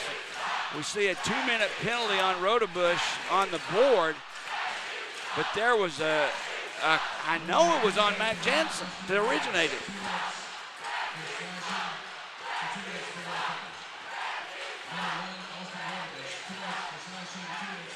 Slashing and roughing on Rodebush. 2 minutes for embellishment. Embellishment. This is the finals of the SPHL, and you're calling embellishment? He was taken down by your penalty call itself. You made the call on Rodebush, and now you're calling embellishment? That's a weak call, Jody. You're being nice. I know what I want to say right now, but I'm not going to. That's just horse. Whatever. I'm going to sit here and be quiet for a couple of seconds. What I'm waiting on right now is I'm waiting to see what the Bulls do with this power play here. And then I'm looking to see what Hayden Stewart has to say about this before the end of the game. 6:34 to go. It's pretty clear what they need to do with the power play. But nonetheless, I need an explanation for that. That was, all right. Birmingham on a power play as the draw is taken and won by Birmingham, but pulled back to the point and clears the zone. Turchieff will play it behind Hayden Stewart and skate away. Arthur Turchieff. Dangerous, dangerous pass as DeVito was waiting for it. Now Birmingham has to wait, and here comes DeVito on a break. Turchieff back defensively. He'll play him, play his man. Look out, you might get another call. Be careful back there. Played away now Birmingham off the stick of Jordan Martin. Birmingham just cannot gain any control of the puck offensively, Greg. Minute and a half to go on this power play. Michael Gillespie brings it in, drops it from Martin. Martin spins, hit twice, taken away from him by Nick Ford and cleared. Oh, me. Gillespie right into the stomach of C.J. Stubbs, who turns right back around. I was going to say call a timeout and figure things out, but I'm not sure that would help. Papalardo behind his own net, a minute to go in this power play. Bulls trail by 2, 5.5 to go in the third period. Donahue, check back, that is to Donahue from Romeo. Papalardo with a shot. That one goes high off the glass. Birmingham trying their best to keep it alive. Backhand pass right to Nenadal for Stubbs. Return for Nenadal. Romeo plays it well, gets the puck away from him or he was gone. Now Papalardo will bring it into the Roanoke zone. Papalardo drops it back for McTavish. McTavish in front, couldn't get the shot off. It was blocked by Matt O'Day, who'll take the puck and skate away. 20 seconds to go on this Bulls power play. O'Day had it knocked away from him by Bethune. Picks it up. In front, Jansen. McTavish there. Loose puck. All the way behind the net is played by McTavish. 10 seconds to go on this Roanoke power play. Birmingham never even set up an icing call on the Bulls with 5 seconds remaining on this power play. Out of sorts is not the phrase I have in mind for what Birmingham looks like right now. Well, you can see what that physical aspect of the game that Roanoke is bringing out tonight. It's definitely got that flow of the Bulls through the neutral zone, making those crisp passes and moving their feet. They're not doing it. They're pulling up. They're sticking their sticks out because I'm not afraid to say afraid to be hit. I don't know, but yeah, you got to get dirty when you're playing against Roanoke. I knew coming into the game after watching their tape and all that stuff, they're not a pretty team. They don't have any set plays. All they do is they chase the puck, they're aggressive, and they finish every single check. And right now, the Bulls aren't wanting to fight through it because you have to fight through that to come out the other side in order to make the plays. Well, it's definitely not happening on the other side, as you say. We're not getting that puck that's beneath the goal line. We're not putting pressure on. We're not coming out of the dirty areas with it to go to the front of the net. It just doesn't look good right now. That's all I can say about it. And we're down to 4.5 to go, 4:39 to be exact, and we trail by 2. Now, anything can happen. But wow. This is the time we need a greasy goal. Well, the Bulls have got to bounce back here, and they've got to get in there, get in those dirty areas, and get one quick. Off the draw. Davis Ross skates out in front of his crease, tries to send it for Bricado. His stick was tapped, and they basically shot the puck into the stands and out of play. Another free puck. Kolatarsi, or check that, Carson Rose come back on the ice of what has to be the most inexplicable embellishing call. I don't think we've seen that all year long, and here it is, the finals, and we see it. Well, Come on. It was the same thing when he was getting cross-checked. All Carson Rose did is he just went limp. Kolatarsi plays it in, but they'll rule Birmingham was in ahead of the play. Zach Masson offside. So we'll do this again. 4:27 to go. I don't really know what to think at this point. I just know we're going to have to see double the effort from Birmingham that we've seen so far, if not more, to even get a chance on Rodebush. It's not that he's played great. He just hasn't seen as much pressure as we can give. Off the draw, Kolatarsi plays it in deep. Jez Wall takes a hit there from Kolatarsi. Played behind the net now, giving chase there, picked up by DiCarlo. For C.J. Valera, and he can't get it out. Davis Ross keeps it in for McTavish. In shot. That was deflected wide into the corner. It's played. Ross keeps it in, takes the shot, deflected off Bricado wide. Now Jansen tries to backhand one out. Mac kept in by McTavish. Down low, Roshan Jaswal plays it for DiCarlo, and Roanoke clears. Far side, Mac Jansen puts the brakes on. McTavish breaks that play up. It was headed for DiCarlo and Masson that is skates away. Zach Masson backhands one in front, steered aside by Rodebush and picked up by O'Day. Cleared but not out. Davis, good job to keep it in. But hustling play there by DiCarlo, clears, and Turchiev will play it right back in, and this one out of play as couldn't get it down low enough. He raised it a little too high. Are they gonna, isn't that what delay of game is? Yeah, I think it careened off the. Okay, it deflected off of something. Off the glass on its way out. Okay. But yeah, you talk about Rodebush down there. He has not made any game saves. He hasn't saved any goals. Romeo played in, gloved by Rodebush. He holds on a little too long. Referee blows the whistle, so we'll have an offside to his left.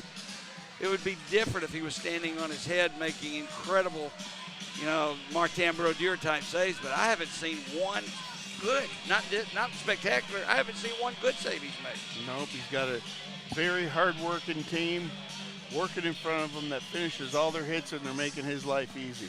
This does look like a team that's been here before. Off the draw, Birmingham's Mike Davis in the corner, has the puck, has Papalardo there, but he's pressured by O'Day and couldn't get it to him. Now the puck is sent wide of Rodebush. Turchiev pinching in to keep it alive. Played there by Donahue, now back behind the net. Ryan Romeo will keep it alive down low, back for Davis. He plays it.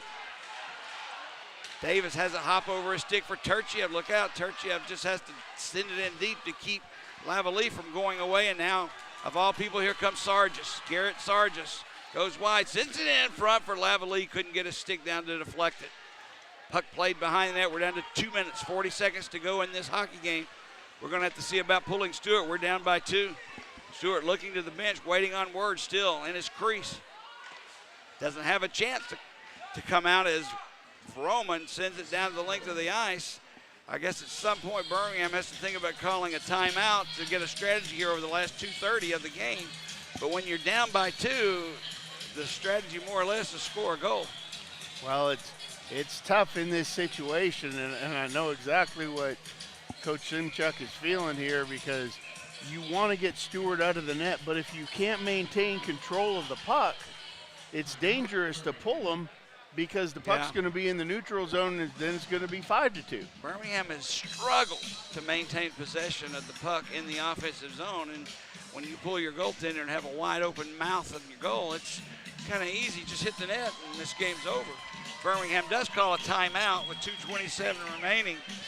And again, I'm not quite sure. You've been in this situation that goaltenders tend to stay away from the timeout discussions, but what do you think they're doing? Do you really think they're doing a strategy, or what's being discussed in that huddle? Oh yeah, coach has got guys down there. They're drawing up a play. It's an offensive zone draw, so they're going to set it up. He's probably going over exactly what he wants a 6th guy to do, because what you're going to see here with 2:27, you're probably going to see Stewart out of the net, because this is as good an opportunity as you're going to get to get control right off the hop and catch He's Roanoke out now. while they're flat-footed. Coach Sedchuk goes ahead and pulls him out with the face-off deep in the Roanoke zone, but to your point and my point, you got to get control of this face-off, number one, and number two, keep it alive in your zone, in their offensive zone. And that's something that Birmingham has not been able to do since the first period. Face-off. Look forward along with Jordan Martin. Drop. Loose at their feet. Picked up by Carson Rose. Backhands one behind the net for Davis. Taken away by C.J. Valera, and he banks one off the boards. This one's going to have to hurry back. Gillespie catches up with it first before it went into the net. So no icing. Down to 2 minutes to go. Michael Gillespie with the puck. Sends it ahead for Carson Rose. Gets past forward. Rose takes a shot. Easily stopped there by Rodebush. Midsection save, and he holds on. Again, not really tough shots he's seeing. It's just. Well, no, it's a perimeter shot from the sidewall. I mean, yeah, Rose gained the zone and entered with speed, but that's not how you're going to score on any goalie. And, you know, like I said, Rodebush, he's not a terrible goalie, but he's going to make those saves all day long. What you want to do is you want to get him, shoot it low on him, bang for rebounds. He's going to get out of position, and that's how you score. Off the draw, Birmingham controls. Turchiev gives it to Gillespie in front. Davis has it, takes a shot off the side of the net. Ryan Romeo plays it back for Gillespie, kicked away from him, look out. Picked up by C.J. Stubbs, now taken away from him. Loose puck at center ice, sent ahead for Mike Davis, far side. Davis takes a shot easily, stick the side into the crowd, now to play by Rodebush. It's almost over with right then, Greg. They had the puck in neutral ice, but we took it away. Well, and you can see Davis coming in, and that's the thing when they're pressuring out like that. So many times, Davis coming across the blue line, but he's still 1-on-2, and he doesn't have any help on the far side to give the puck to. So he's got to go in, take a perimeter shot once again on Rodebush. Perimeter shots don't score unless something crazy happens in front. I know sometimes it does happen, but not normally. Off the draw, puck is loose behind the net. Bethune centers one out in front. Nobody there. Birmingham can't keep it in. Look out. Mac Jansen has a shot. Backhands one wide. Just through the crease. Turchiev will pick the puck up. We're down to 1:20. Turchiev with an open net sends one right across the goal mouth with 3 Roanoke players deep. Luckily, back comes Birmingham's McTavish. McTavish nowhere to go with it, so he sends it deep. O'Day plays it, tries to get it away, can't do it. Off the boards, Birmingham can't control. It's knocked free to Bethune. Bethune still has it, far wall. At the point for Turchiev. Down to 1 minute to go now. Turchiev sends one in front, deflected wide. Ryan Romeo has it. Back to Turchiev. For Rose, takes the shot, never made it through. Played along the near boards by Romeo. Turchiev again will try the same play. Returns it for Romeo. He's starting to pressure him up front. Shot taken, save made. Rodebush thought about looking behind him, but he still had the puck the entire way. Really no deflection in front. Birmingham, the defense and forwards that are playing on the blue line are starting to get pressured more by that Roanoke line, and they're gonna, I don't know, it's. But what we saw there, Jody, on that last exchange of the Bulls, playing the puck up top, back and forth, and getting 3 guys into the front of the net, that's what you got to do from the drop of the puck, and you got to play like that for 60 minutes. Got to put it on the net, too. There's Davis Ross, come on, shoot the puck, drops it, far side, off the skate. Back to the point. Mercado will keep it on the far side for Zach Masson. Turns, fire, save made, rebound loose in front. Cleared by Vroman. Masson picks up the rebound. His shot goes high and wide. Gillespie keeps it in for the moment. Played by Ninadal and out. Ninadal backhand one the length of the ice. This one's going to be icing as it's picked up. Now, far side, Ford pushing and shoving with, I believe that's Jordan Martin once again. For whatever reason, teams like to go after Jordan Martin. I don't think the call is going to be me. Yeah, he is going to send forward. He was either roughing, cross-checking, whatever you want to call it. With 11.3 seconds, I don't think it matters when you trail by 2 goals. I just think he's setting the tone for tomorrow night. Cross-checking on Ford. A lot of things you could discuss about this game tonight. For me, intensity has got to be up there. Off the draw, Turchiev has it. Slap shot, hit in front by Valerian. Return for Turchiev. His shot never made it through, and that's going to do it. This one's over with.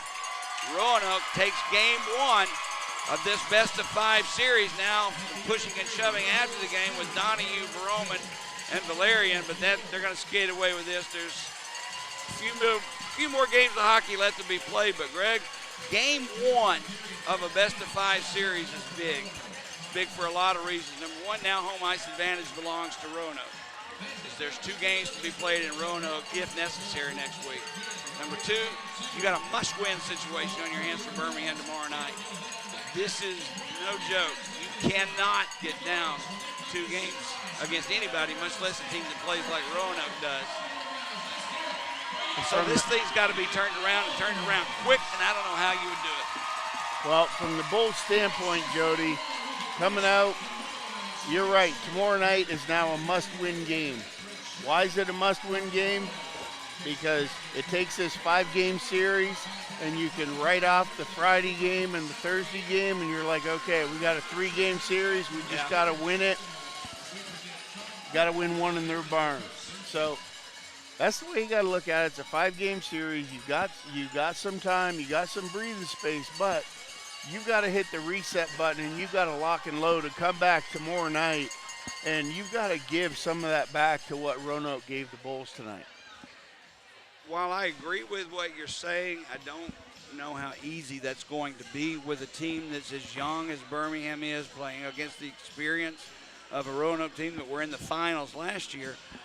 What bothers me the most, Greg, is I just didn't see, I don't want to call it, I'm going to go ahead and say, I just didn't see the desire, the will in that last half of the second period into the third. I just didn't see it, and I expected to. Well, what did you say about pressure? Pressure's a privilege. There you go. Pressure is a privilege, and if you come into a game like this and you're not playing, and it's not obvious to everybody in the stands that you are feeling pressure as a player, then you don't have any pressure on you, and that's what you're seeing. Where Roanoke's coming out, and you can see that they were here last year, and for whatever reason, I don't even know what the series was last year when they lost or whatever, but they're playing upset that they didn't win last year, and they're coming in here this year because they know what it's like to come close and not walk away with the trophy. And the Bulls are just out here, hey, we beat Huntsville, but you can't leave your emotion in the Huntsville series. You have to carry it over, and you have to find a new sense of energy and a new purpose coming in because you're in the finals and you're playing for the cup. And the bad thing is, Greg, you can't take a day or two to find that deep down inside will that you need.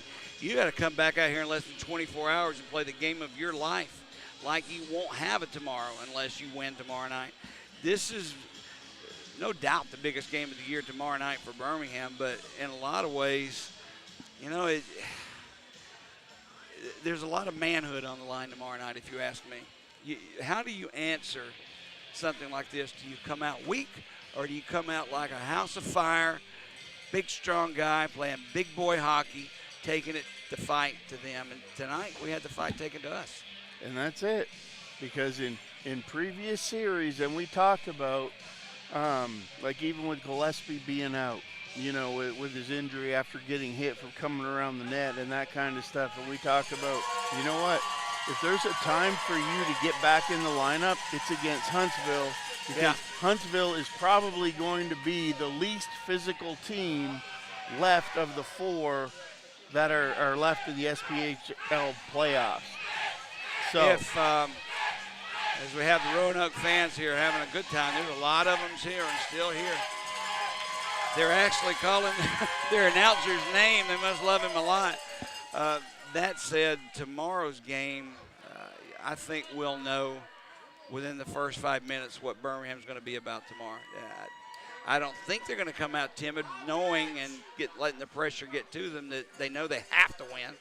But you got to come out tomorrow and try and take control, don't you? Well, tomorrow's it.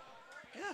I mean, I'm telling you, if the Bulls don't find it and they don't come out and play at the drop of the puck like they came out and played against Huntsville, because if we would have played Huntsville like we did tonight with just that lack of passion, lack of energy, whatever you want to call it, we wouldn't be sitting here tonight. No, it'd be over with. You're That's exactly it. right. So, the problem is, you mentioned when Gillespie came back, it gave Birmingham a shot in the arm in a lot of ways.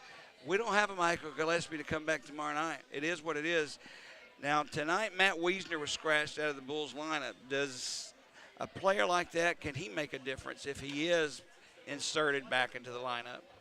well, and I don't think my point was about Gillespie being a shot in the arm coming back into the lineup. The point was about Gillespie coming back into a series that wasn't physical, that allowed him to come back in the lineup and see some shifts on the power play. But that's because Huntsville, they didn't play a real physical game. They finished their checks every once in a while, and, when you should. But these guys, Roanoke, they punish you in front of the net. They punish you on the wall. They punish you behind the net. And that is one thing. The Bulls didn't punish them back. Well, they still have to win 2 more games against Birmingham, and that's not something that's going to be easy for them to do. However, Birmingham has got to win tomorrow night. It's not over if we don't, but, wow, to have to win 3 in a row, that's tough. It's a mountain to climb, and that's why you talk about the importance of the drop of the puck tomorrow night at 7 o'clock. The Bulls got to come, and they got to bring everything, the kitchen sink, the refrigerator, the patio, you name it, the extra car in the backyard, the boat, the lawnmower, the whole 9 yards. I tried to hold back with the emotion tonight after my outburst Sunday.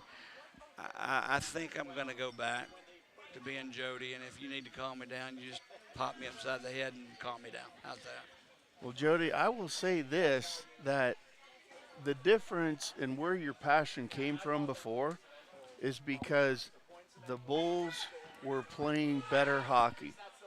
They were playing better hockey. They deserved to win the game. And you know what? It was a broken play or a mistake that cost them the goal. And tonight, that isn't what we saw at all. Tonight, we saw Roanoke come out, and Roanoke, they gave more effort. They played the better game, and honestly, they deserved to win tonight. Well, I hope some of our Bulls just heard that little back and forth between the Roanoke fans screaming, "This is our house, whose house? This is our house, whose house? This is our house." That would upset me beyond measure if I had to play tomorrow night. Well, it would, just would. That's disrespectful at best. It's slapping your face. But anyway, it's not for me to decide. That's up for the guys in the locker room to come out and do something about it. I just talk about it or tell what's going on, and you talk about it. I hope that everybody on the Bulls team goes home tonight and they watch this broadcast and they watch Rodebush in the net. Yeah. Because if you don't get fired up when a goaltender is acting like that, I swear, Jody, I would have came right down. It would have been Drevny versus. I was going to ask you about Stewart. What do you think it ever crossed his mind to come down and do something about it? Hard to say. You know what I mean? I mean, when you're Stewart in there, you're looking into the bench and you're following what your coach is telling you, and there's some little head gestures and stuff like that. But I'm just saying, if it's me in there and Chuck Thuss is acting like that at the other end and we're in Mobile, I'm going down, he's coming down, whatever, it's going to happen. But you don't act like that, especially when you're not standing on your head, because Stewart made 3 saves tonight that should have been goals. Rodebush didn't do anything except make the basic saves because they kept him to the perimeter, and he had an easy night. Very cocky behavior for somebody that hasn't won anything yet. Still a long way to go in this. It's time to look in the mirror, but still a long way to go for Birmingham and for Roanoke. All right, that's going to do it for us tonight. For Doug Price for joining us, thank you very much. For Greg Drevany, I'm Jody Cherneski. Game 2 tomorrow night right here at the Pelham Civic Complex. It's going to be physical, it's going to be fast, and it's going to be a must-win for Birmingham. Please, if you've never experienced playoff hockey, come out and experience this. It'll be a lot of fun. Okay, final score tonight from the Pelham Civic Complex. Roanoke 4, Birmingham 2. Thank you for joining us, everyone.